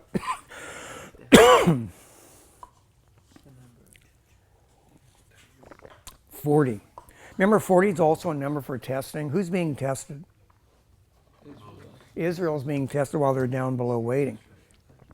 Verse 16 says, now the glory of Jehovah rested on Mount Sinai, and the cloud covered it 6 days. On the seventh day he called out to Moses out of the midst of the cloud. The sight of the glory of Jehovah was like a consuming fire on the top of the mountain in the eyes of the children of Israel. So Moses went into the midst of the cloud and went up into the mountain, and Moses was on the mountain 40 days and 40 nights. So Moses goes up, and on the seventh day, now God starts speaking to him. By the way, what's Moses having to eat? Nothing. He's not eating. He's fasting while he's up there for 40 days. I can't even make it through the day hardly. And he's going to be fasting up there for 40 days. How old is Moses? Huh? How old is Moses right now? He's a little over 80. He's 80 years old. Maybe 81. Did 80 days feel like it for him? What? 40 days? Did it feel like 40 days? I don't know. The text doesn't say that, but I'm sure he was so busy that. Okay, and so he's going to get a lot of laws. That's where we start hearing about building the Ark of the Testimony, the table of showbread. In other words, the God has started laying out all the plans and everything like that for the tabernacle. So while Moses is up here, he's getting a set of blueprints. So basically, when Moses comes down off the mountain, not only does he have the tablets of stone, but he has a set of blueprints, for building the tabernacle. That's figurative language. So, I doubt if he really had vellum and blueprints. You all know what blueprints are, right? Mm-hmm. Plans to build the house of God, the tent of God. So there's going to be a long section about, as God describes all the implements of the tabernacle that is going to be made so that the people can meet with God. In other words, all the standards that must be set up in order for the people to ready themselves so that they can actually meet with Jehovah. Because remember, when the tabernacle was built, remember the cloud of the Shekinah glory settles down on the tabernacle, drives the priests out and stuff. In other words, remember they already have the fire by day, the tower of fire by day, and the pillar of cloud by day and fire by night. Well, that's going to be resting on the tabernacle, when they get it built. So there are going to be several chapters there. But while all of this is being given, and if you just take the time, to read those chapters from, say, 24 all the way through 31, you discover that Moses is getting a lot more than just the 10 Commandments. He's getting a lot of case law, things that we were vibrantly discussing in the last hour about laws of adultery, laws about murder, laws about promises. All of those things were being discussed. But in addition to that, Moses is being given the directions on how to build the tabernacle, the tent of meeting, and who's going to be chosen in order to to build, and who's going to oversee all the construction of all of this stuff. All of that stuff is being taken care of. All the plans are being given while Moses is up there on the mountain. So, and it goes through all that stuff, and it talks about the priestly garments, the tabernacle, everything that has to do with the worship of God is being given up to Moses right now. And so, if you ask why was Moses up there for 40 days, it's because God had a lot of, you think you're in a class for a long time for like 3 hours? Moses was in class for 40 days. And we don't even know if he went to sleep. God said, pay attention, write that down. Part of it God wrote down for him. Now, I'm not going to do that for you. You got to write your own stuff down. Yeah. Is this also during the time when he's just reading like Genesis, like the whole beginning?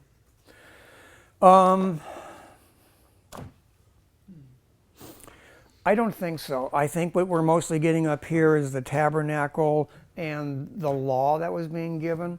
It's quite possible that when Genesis and all them were being written, he's not on the mountain, but he's getting revelation from God and he's recording all of this stuff, because some of this stuff is recorded at the beginning and a lot of it's recorded at the end of the 40 years. And maybe Moses isn't doing a lot of the writing on, like, say, Numbers and Deuteronomy. He could have had scribes. But Moses, he had plenty of time to write it, and he was well equipped to write it. Remember, he went, does anybody know the university that Moses went to? Memphis State University, right? Memphis, remember this big city in Egypt, one of the upper kingdom capital, Memphis? Remember, Memphis, Tennessee is named after what? Memphis, Egypt, probably. I knew people that went to Memphis State University. Okay, so he was quite capable of having written it all himself, but it's possible, that he had scribes. The scripture doesn't say whether he actually penned a lot of it, most of it himself. He could have had, just like the letters of the Apostle Paul. His name is on all 13 epistles for sure, but remember he had an amanuensis. Anybody know what that is? Amanuensis? That's somebody that takes shorthand and writes down everything that you're saying as you're speaking it. And I know shorthand is like a lost art now, but it used to be, if you had a secretary or something like that, she could take shorthand faster than you could talk. And probably more accurate. She probably would correct all your mistakes and all that stuff while she was going along. So I know when I used to teach a few years back, students were incredulous that somebody could actually take notes that fast. But it used to be when you became a secretary, you had to learn shorthand. So you just learn this way to write where you could write way faster than somebody could talk. And then, of course, you would take the time later to transcribe all of that so other people could read it. So anyway, then the Sabbath law is going to be given in chapter 31. I'm going to go ahead and read this because, again, there were things that Israel was given that's not for us today. So here's what God says in chapter 31. So Jehovah spoke to Moses, saying, "Speak also to the children of Israel, saying, Surely my Sabbaths you shall keep, for it is a sign between me and you throughout your generations, that you may know that I am Jehovah who sanctifies you. You shall keep the Sabbath, therefore it is holy to you. Everyone who profanes it shall surely be put to death." Again, the death penalty for not keeping the Sabbath. In other words, God wanted you to enjoy your rest, contemplate on Jehovah God, and if you didn't enjoy your rest and have a good time, God said he would kill you, basically. So have a good time on my Sabbath or you will die.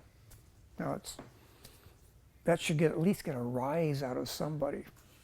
Okay. Good. Okay. No, obviously, God is setting a principle, and right from the very beginning, he's showing the seriousness of breaking the Sabbath law. By the way, this is a major issue when Jesus was on the earth, breaking the Sabbath, right? Jesus was accused of not keeping the Sabbath. So anyway, 31:18.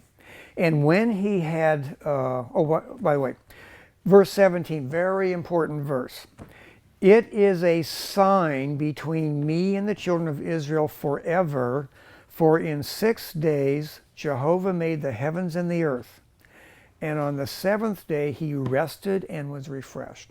So here's again, it's a creation verse again, and it's the model for the Sabbath. God is saying that he created the heavens and the earth in 6 days.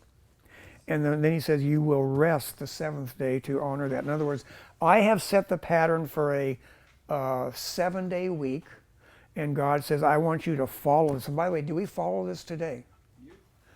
The whole world, virtually the entire world, still follows this. By the way, during the Enlightenment, during the Renaissance, when the enlightened people were trying to do away with God's law, what did they try to do? Remember, they came up with the metric system based on 10, not 7. They tried to, rewrite the week into being you work for 10 days, or say you work for 9 days, take 1 day off. It's so messed up everybody's biology, the biology of the animals and all that stuff. Turns out that basically the whole creation is set for this standard. And so it was so difficult that they actually had to go back to a 7-day week. Didn't work. So anyway, now we get to verse 18. And when he had made an end of speaking with him on Mount Sinai, he gave Moses 2 tablets of the testimony, tablets of stone, written with the finger of God. So we have 2 tablets of stone. I know you've all, if you've seen the movie The 10 Commandments and stuff, they show the commandments looking like that, you know. And though usually the way they show them, they have, typically you got 4 laws here and 1, 2, 3, 4, 5, 6. But really, they were written on front and back, okay? And it was written, of course. But anyway, what's interesting about these tablets is Moses didn't write these. It says God wrote them with his own finger. So in other words, God literally just came along and he wrote them and he gave them to Moses, okay? So Moses comes down with those. He's coming down off the mountain after 40 days. Remember, the elders they're waiting for him here. And of course, Israel's going to be down here. Now, for them, they've basically been somewhat alone for 6 weeks. That's a long time, right? 6 weeks, and they're wondering what's happened to Moses. So anyway, chapter 32, we have the incident of the golden calf. And I think it's humorous because it's deadly serious, but when you read the excuses and the explanations, it's kind of funny too, from our perspective right now. Now, when the people saw that Moses delayed coming down from the mountain, the people gathered together to Aaron and said to him, "Come, make us gods that shall go before us, for as this Moses, the man who brought us up out of the land of Egypt, we do not know what has become of him." I mean, all they can see down here is that there's thunder and lightning and this cloud that has been there for 6 weeks. Moses went up and he hasn't been heard of since. So the people say, we don't know what's become of him. So what are we going to do? We're not going to pray to God. We're not going to worship to God. We're going to worship the gods of Egypt. That's what they say. In other words, what's on their mind? It isn't Jehovah, okay? And Aaron said to them, remember Aaron? How is Aaron related to Moses? Brother. Older or younger? No, How? Is it older? Older brother by how many years? Okay, Aaron at this time is 83 years old. He is 83 years old. So Aaron said to them, "Break off the golden earrings which are in the ears of your wives, your sons and your daughters, and bring them to me." So all the people broke off the golden earrings which were in their ears and brought them to Aaron. And he received the gold from their hand, and he fashioned it with an engraving tool and made a molded calf. Then they said, "This is your God, O Israel, that brought you out of the land of Egypt." So they have already swore to God, remember before when they were on Sinai, that they were going to be obedient to God. Moses is gone for 6 weeks. and in 6 weeks' time, they've already made a golden calf. 6 weeks. So, which seems pretty quick, right? Would you consider that falling from grace fairly quickly? Okay. So Aaron saw it, he built an altar before it, and Aaron made a proclamation and said, "Tomorrow is a feast to Jehovah." Now think about that. Remember, God said, and we'll see this in Leviticus, especially with the death of Nadab and Abihu, the older brothers of Eleazar and Ithamar. Remember Aaron had four sons, and Nadab and Abihu, remember, they bring strange fire before Jehovah. They get a little tipsy, they drink a little bit, and then they offer strange, in other words, they take unauthorized coals and fire to put before the altar of God, and remember that the fire comes out from the Lord and he consumes them with the fire, and they're dead. Then Moses says to Aaron, "Don't you dare mourn for your sons." I mean, Aaron is just all freaked out and everything. So anyway, God is establishing a particular way in which you must come to him. In other words, God says, "You will come before me, but you will do it my way, or you will die." And of course, he demonstrates that with Nadab and Abihu. So now this golden calf has been made, and remember, I use orange for gold so you can see it. So here's this golden calf. Let's see. Where's his horns? Okay. There's his feet. Oh, sorry. All right. And he's on an altar, okay? Okay. This is tail. Okay. That's the golden calf, okay? I hope that didn't give you nightmares. Okay? Aaron was a terrible. Okay. Aaron was a better sculptor than I am. Okay. Actually, I can mold things better than I can draw now. So anyway, Aaron saw it. He built an altar before it, and Aaron made a proclamation and said, "Tomorrow is a feast to Jehovah." So basically, he has this feast, and he puts on this to the glory of Jehovah. Well, to the glory of Jehovah. Let's put this in black so you can see it. So I can't write in the ancient Phoenician script, which is what it would have been written in, but in the block type that they have there's the glory of Jehovah. Okay. But anybody know the Hebrew word for glory and Hebrew word for it? Huh? No. The Shekinah, that's the glory. That is the glory, but it's not what the word for glory. Remember a Jochebed, Ichabod. Mm-hmm. Anything familiar between Jochebed, Moses' mother, and Ichabod, the glory is departed? What's common to both Jochebed and Ichabod? Yebed, Yebod or something like that. So that's the word for glory. So to the glory of Jehovah. In other words, Aaron dedicates this golden calf to Jehovah. So in other words, this is the way that we will worship Jehovah. So in other words, this is not the authorized way these are not the instructions that God is giving Moses up here.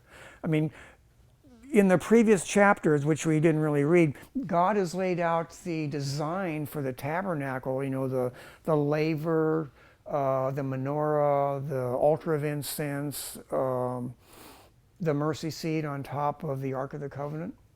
2 pieces of furniture there, with the cherubim on top of the mercy seat. That's been laid out, for the way that they're going to come to before Jehovah.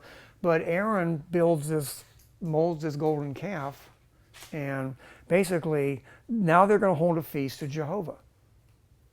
There's going to be a feast for Jehovah. Now, we had read previously that God has given them authorized feasts which they are to keep. Is this one of those authorized feasts? You see the contrast? Remember before, there were 3 times, God said you're gonna feast for 8 days on 3 separate times during the year. You're gonna party for 8 days, 3 times a year. And then Aaron, of course, sets this up while Moses is up on the mountain. Okay, so that's what Aaron is doing. So Aaron thought he built the altar, he proclaimed it to the Lord, and then it says, then they rose early on the next day, offered burnt offerings and brought peace offerings, and here's how the scripture says it, and the people sat down to eat and drink. In other words, they're eating, they're feasting. Remember, on the mountain, they were eating and drinking, observing God. Now they're doing the same thing again. I mean, the people themselves, but they're eating before this idol which represents, remember, Aaron says, it's to the glory of Jehovah. So the people sat down to eat and drink. Remember, if you go back, to the previous things, when the people were observing God, what were they doing? Remember? What? They were what? They were eating and drinking.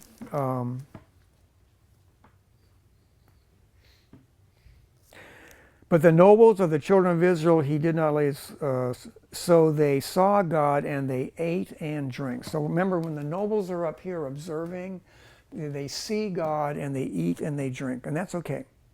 But now the people are down here at the foot of the mountain, and they're doing the same thing. They sat down to eat and drink, just like the elders did up here when they're observing God. The contrast for the people is now they sit down and they're eating and drinking. Okay, they're satisfying their appetite for food and sustenance first, and then it says they. Oops, turn the right chapter.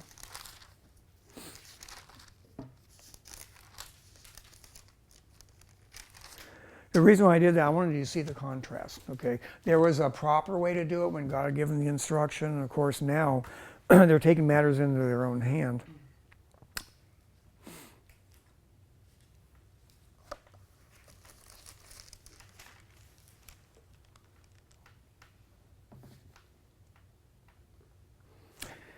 Okay, so the people sat down to eat and drink. By the way, that's chapter 32, verse 6. The people sat down to eat and drink and then rose up to play. Now, I mean, it sounds innocent in the English, doesn't it? Doesn't it sound innocent? They rose up to play. It's different in Hebrew. It's different in the Hebrew. Well, yeah, it's kind of like you can play at a lot of things. Okay. Okay. What? What am I missing? What am I missing? I'm sorry. What? I was just thinking about Is the that game. they were playing Spin the Torah. Spin the what? I Spin the Torah? Okay. All right. Not spin the bottle there, spin the bottle, but spin the Torah. All right. All right. Okay. It is kind of funny, but let's move on. So Jehovah said to Moses, "Go get down, for your people whom you brought out of the land of Egypt." By the way, God says your people. He's not. God says they're not my people. It's like when you're married and you have a child that's not obeying the way you want them to obey it. So either the husband says, your daughter or your son. But remember, it's both your kids. But God is now saying, your people whom you brought out of the land of Egypt have corrupted themselves. So obviously the play that they're doing is a little bit, it's a little bit more intense than you would understand in the text right away. So they have turned aside quickly out of the way which I commanded them, and they have made themselves a molded calf, and worshipped it and sacrificed to it, and said, "This is your God, O Israel, that brought you out of the land of Egypt." And Jehovah said to Moses, "I have seen this people. Indeed, it is a stiff-necked people. Now therefore, let me alone, that my wrath may burn hot against them, and that I may consume them." In other words, God says, I'll take care of it. I'll just destroy all I'll destroy the entire 2 million of them. And then he tells Moses, and I will make of you a great nation, Moses. I mean, boy, could that appeal to your pride? I will, out of you will come this new nation that I'm going to build. I'm going to destroy this nation. By the way, would he be violating what he said to Abraham, Isaac, and Jacob? Because it's still descendants of Abraham, Isaac, and Jacob, right? So God could conceivably destroy all of them and still be obedient, right? But Moses is going to intercede for them. He pleads with the Lord, his God, and said, Jehovah, why does your wrath burn hot against your people, whom you have brought out of the land of Egypt with great power and with a mighty hand? Why should the Egyptians speak and say he brought them out to harm them, to kill them on the mountain, and to consume them from the face of the earth? Turn from your fierce wrath and relent from this harm to your people. Remember Abraham, Isaac, and Israel, your servants to whom you swore by your own self and said to them, I will multiply your descendants as the stars of the heaven, and all this land that I have spoken of give to your descendants, and they shall inherit it forever. So Jehovah relented from the harm which he said he would do to his people. So Moses, he falls down on his face. There had to be like a smooth spot up there maybe, and he falls down flat, and he cries out to God on behalf of the people. So he's literally, Moses is being a priest before the people. He's being the people's priest to God. By the way, and the people don't even know what's going on up there. They don't realize how close they are to being destroyed. It's that close. They don't know what they nearly missed at this point. So Moses turned and went down from the mountain, and the 2 tablets of the testimony were in his hand. The tablets were written on both sides. On the one side and on the other they were written. Now the tablets were the work of God, and the writing was the writing of God engraved on the tablets. So, in other words, re-emphasizing that God himself had written those 2 tablets. In other words, Moses was up there, and at least, for the very least, a preamble to the entire law was given to Moses, and God literally, it was inscripturated. Now here's a part of Scripture that was literally written by the finger of God himself. He recorded it himself.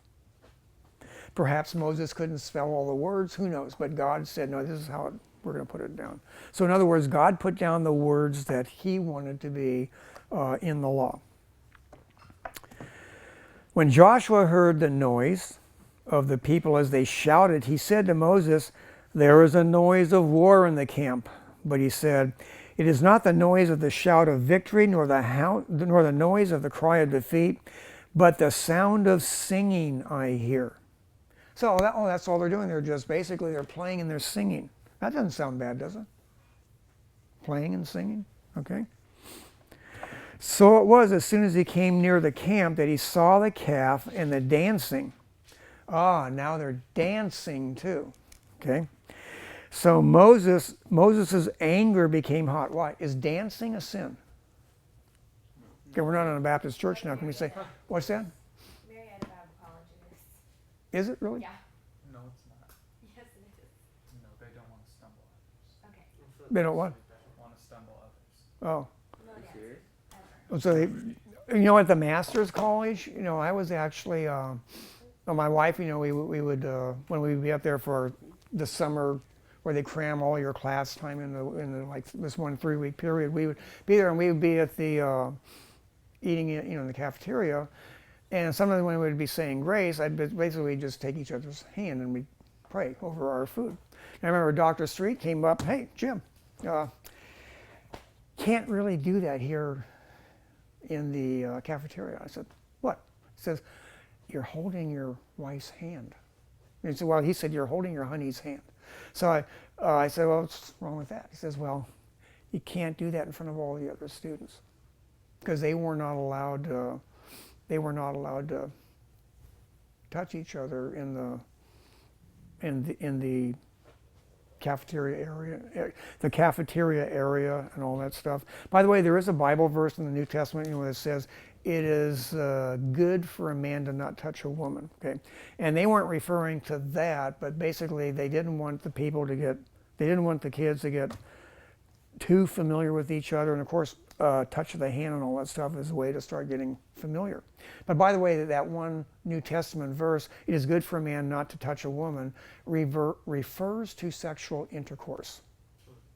It's a Jewish idiom for sexual intercourse. So when it talks, in other words, like, and so knew so and so, we know that's sexual intercourse.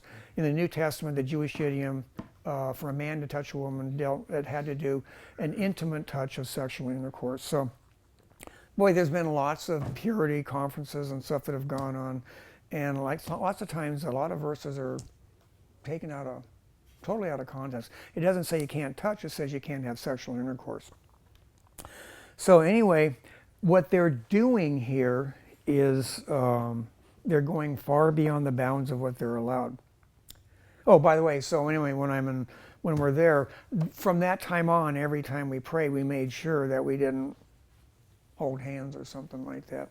It was too intimate for, the 18 to 20, 22-year-olds, Oh, by the way, my wife and I, sometimes we would drive from Los Angeles, we'd stop at the college just to have lunch or dinner or something like that. It's the first, when I went to my summer institutes and stuff, there was older people there too.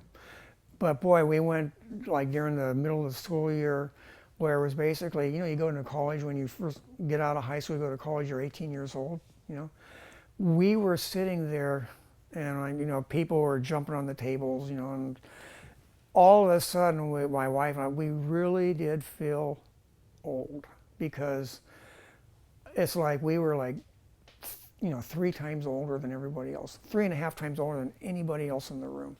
And it's like, wow, we really are older than regular college students. So, it was just like a wake-up call. Like, it was different, like when there was no adult supervision in the room and all that stuff, and kids are, young adults are just being young adults and stuff. It was just really different. Okay. I know you're all very somber and very controlled and stuff like that, but anyway, Moses has a discussion with his brother Aaron, and he says, verse 19, so it was, as soon as he came near the camp, that he saw the calf and the dancing, so Moses' anger became hot. Moses, he really had an anger problem. And he cast the tablets out of his hands and broke them at the foot of the mountain. Now, why do you suppose he would do that? He's angry. And it's like he takes the commandments, he breaks them over his knee or throws them down and he breaks them. What does that signify? That they broke the law. They broke the law, so Moses demonstrates that where he breaks the tablets where the law is written, showing that the people broke the law. Very good. How'd you even given yet? Part of it was, but they hadn't even received it yet. God had already talked to him, and they already knew about holiness and stuff like that.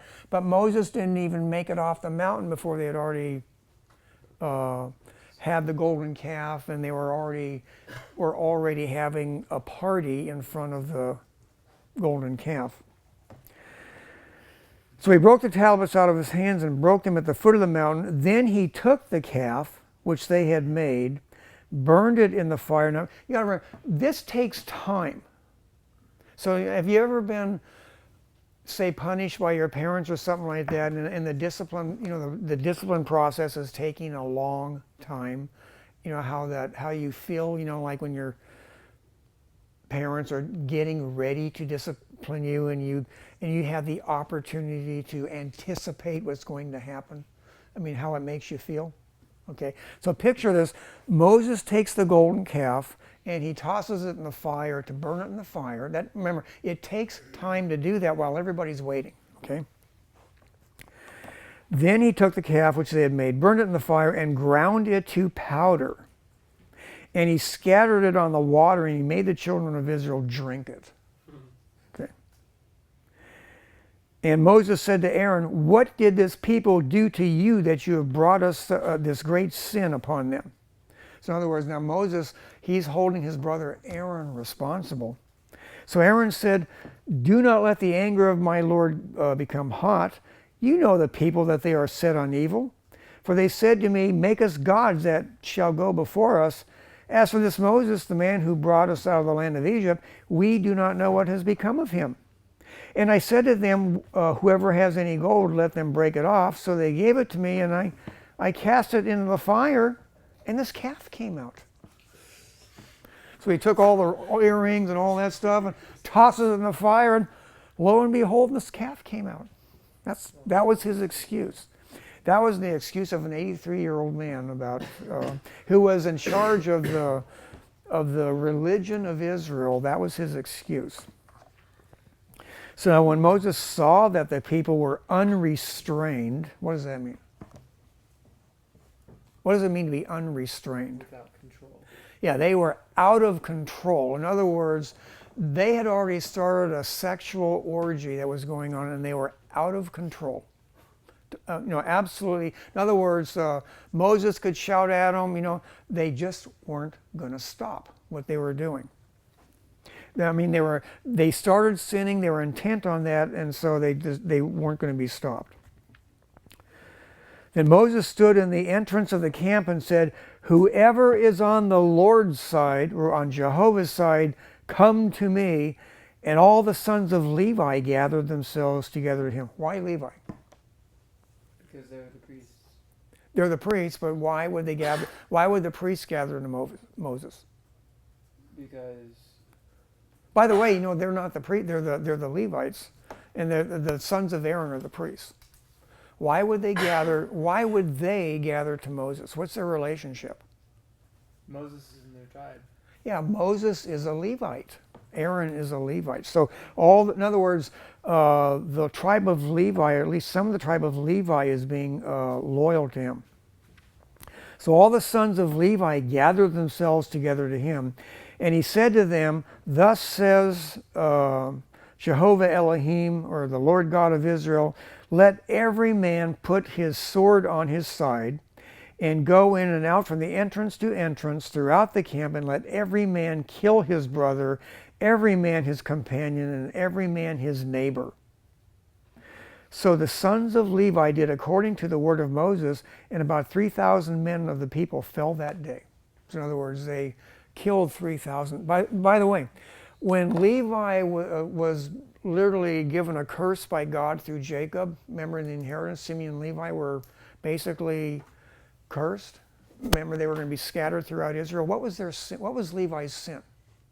Killing the people of Shechem when they were circumcising. Yeah, and by the way, and that was a religious ceremony too, was it not? I mean, they took a religious ceremony, circumcision, and they used that as a pretense to kill all the people when the males were circumcised, and then they put all the males to death when they were basically incapacitated to the point where they couldn't defend themselves. And then they looted the city of Shechem, burned it down, and took all the women and children as servants and slaves. And so in other words, they were their father was very angry with them, and basically they were cursed. They were going to be scattered throughout Israel. They wouldn't really get their own tribe. Now, remember, Levi had a sword, and he uses a religious ordinance. Now there's a religious practice going on again, and now Moses commands them to take up a sword, and they're doing the same thing. But what's the difference? This time they're doing it for God. They're on God's side this time. They're on God's side this time, and they're doing it in obedience to the Lord. And there's a direct correlation here when the law was being given and Pentecost, when the Holy Spirit comes. Notice it says 3,000 people die here at Sinai. What was the number of people that were saved at Pentecost? 3,000. Numbers are the same. In other words, the giving of the law, remember, giving of the law can bring death because we can't keep the law. So about 3,000 men of the people fell that day. Then Moses said, "Consecrate yourselves today to the Lord, that he may bestow on you a blessing this day, for every man has opposed his son and his brother."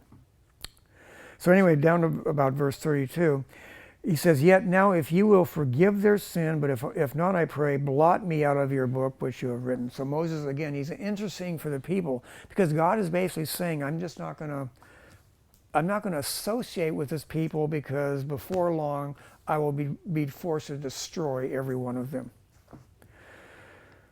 And so Jehovah said to Moses in verse 33, whoever has sinned against me, I will blot him out of my book. What book? Book of life, right? Is that the book of life that we're talking about? They were going to be blotted out of the book. At the very least, out of the book of the living, right? Now therefore go, lead the people to the place of which I have spoken to you. Behold, my angel shall go before you. So now it says the Lord plagued the people because of what they did with the calf which Aaron made. So now not only did 3,000 die by the sword, but now God is plaguing the people too. Now remember, what God is plaguing the people. What does that mean? What does it mean when you get plagued?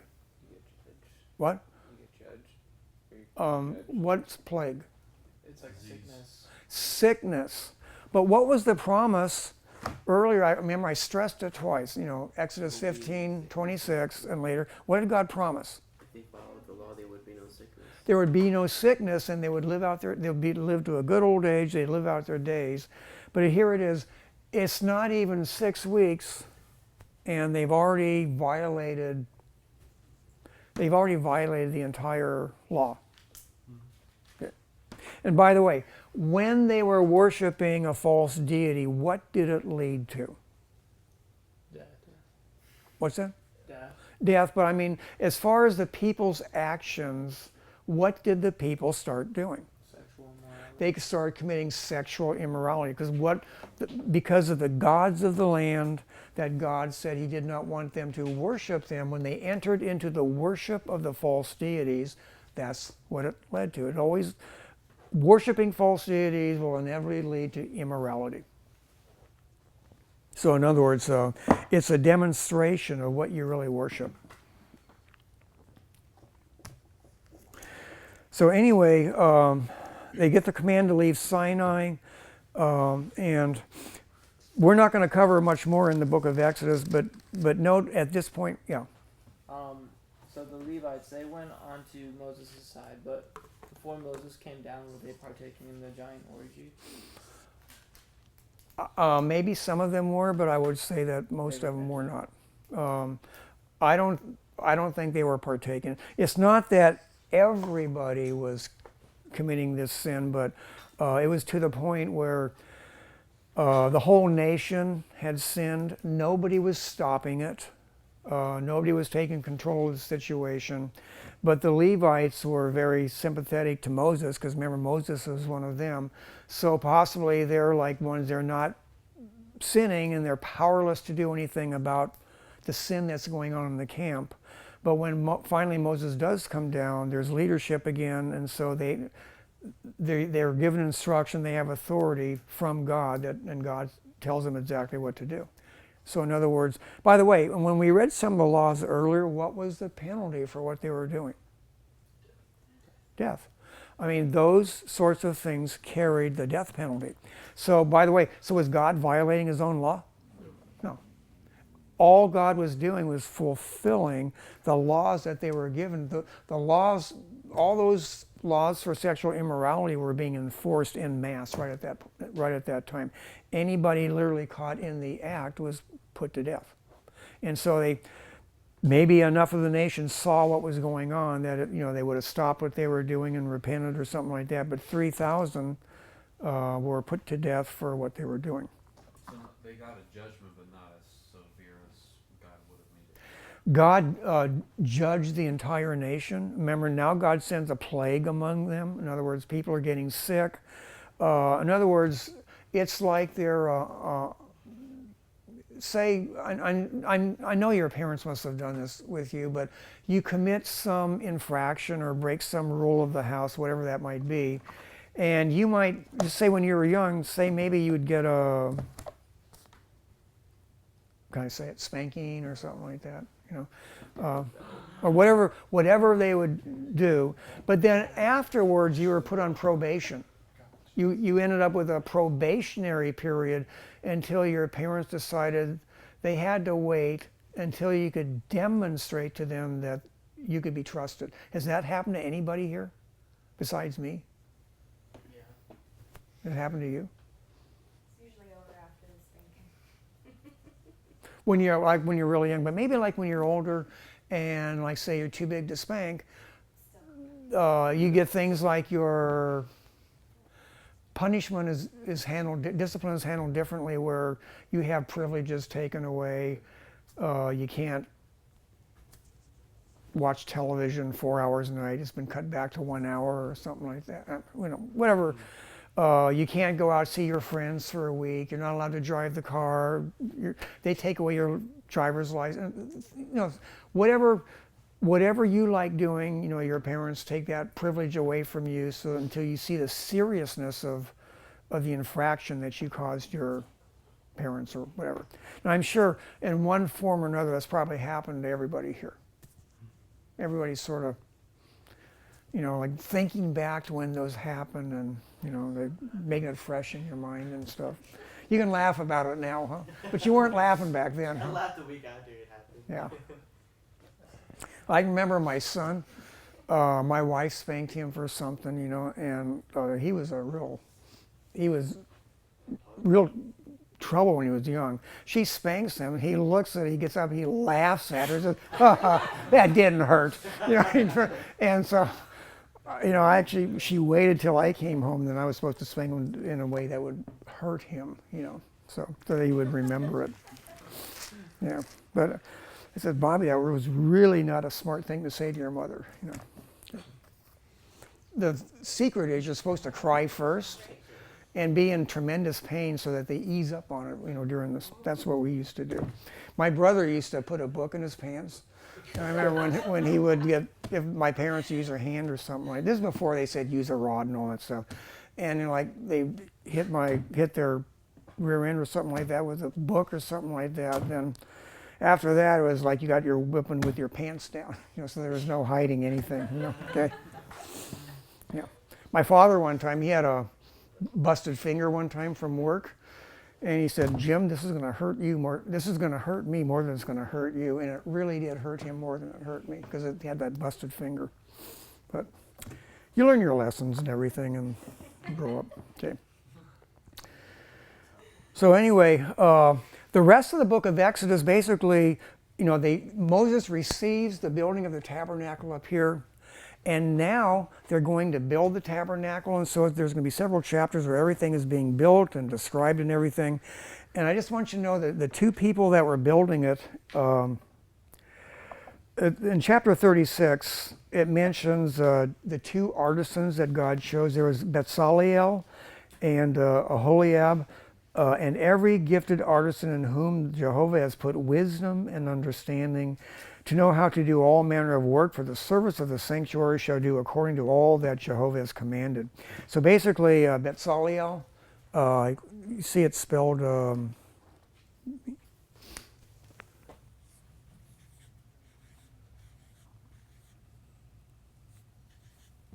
you see it's sometimes spelled that way. In Hebrew, it's like it's not a Z. It's a sadeh. You pronounce it like this.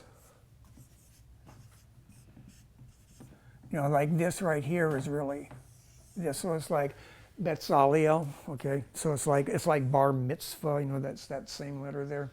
So anyway, he's this gifted artisan that God has bestowed the spiritual gift of being able to draw, to mold, to carve, to make plans and all this. He could take the plans and he could actually build something that looked tremendous, because it was a gift of the Spirit that God gave him to be able to do beautiful artwork and stuff like that. So anyway, they build the tabernacle, so that they're able to meet God. And right at the very end, at the end of the book, the tabernacle is erected. They finally put everything together. And then it says at the very end, we'll close here. It says, starting at verse 34, then the cloud covered the tabernacle of meeting, and the glory of Jehovah filled the tabernacle, and Moses was not able to enter the tabernacle of meeting because the cloud rested above it, and the glory of Jehovah filled the tabernacle. Whenever the cloud was taken up from above the tabernacle, the children of Israel would go onward in all their journeys. But if the cloud was not taken up, then they did not journey till the day that it was taken up. For the cloud of the Lord was above the tabernacle by day, and by fire was over it by night, in the sight of all the house of Israel throughout all their journeys. So for the next 40 years, as they're carrying around this tent of meeting, the tabernacle, the Shekinah glory rested over that. And when it was time to leave, it would leave the tabernacle, and they would basically, it's time to pack up and leave. There goes the cloud. We've got to go after it. So in other words, they would follow this thing that looked like a tornado, during the day, and fire by night. They followed this for 40 years. Now, how would you love to be led by God that way? Yeah. I mean, it seems really neat, but I mean, we have this, right? Mm-hmm. This is supposed to be our guiding right now. So any questions to this point? Lauren, any questions? No? Any questions?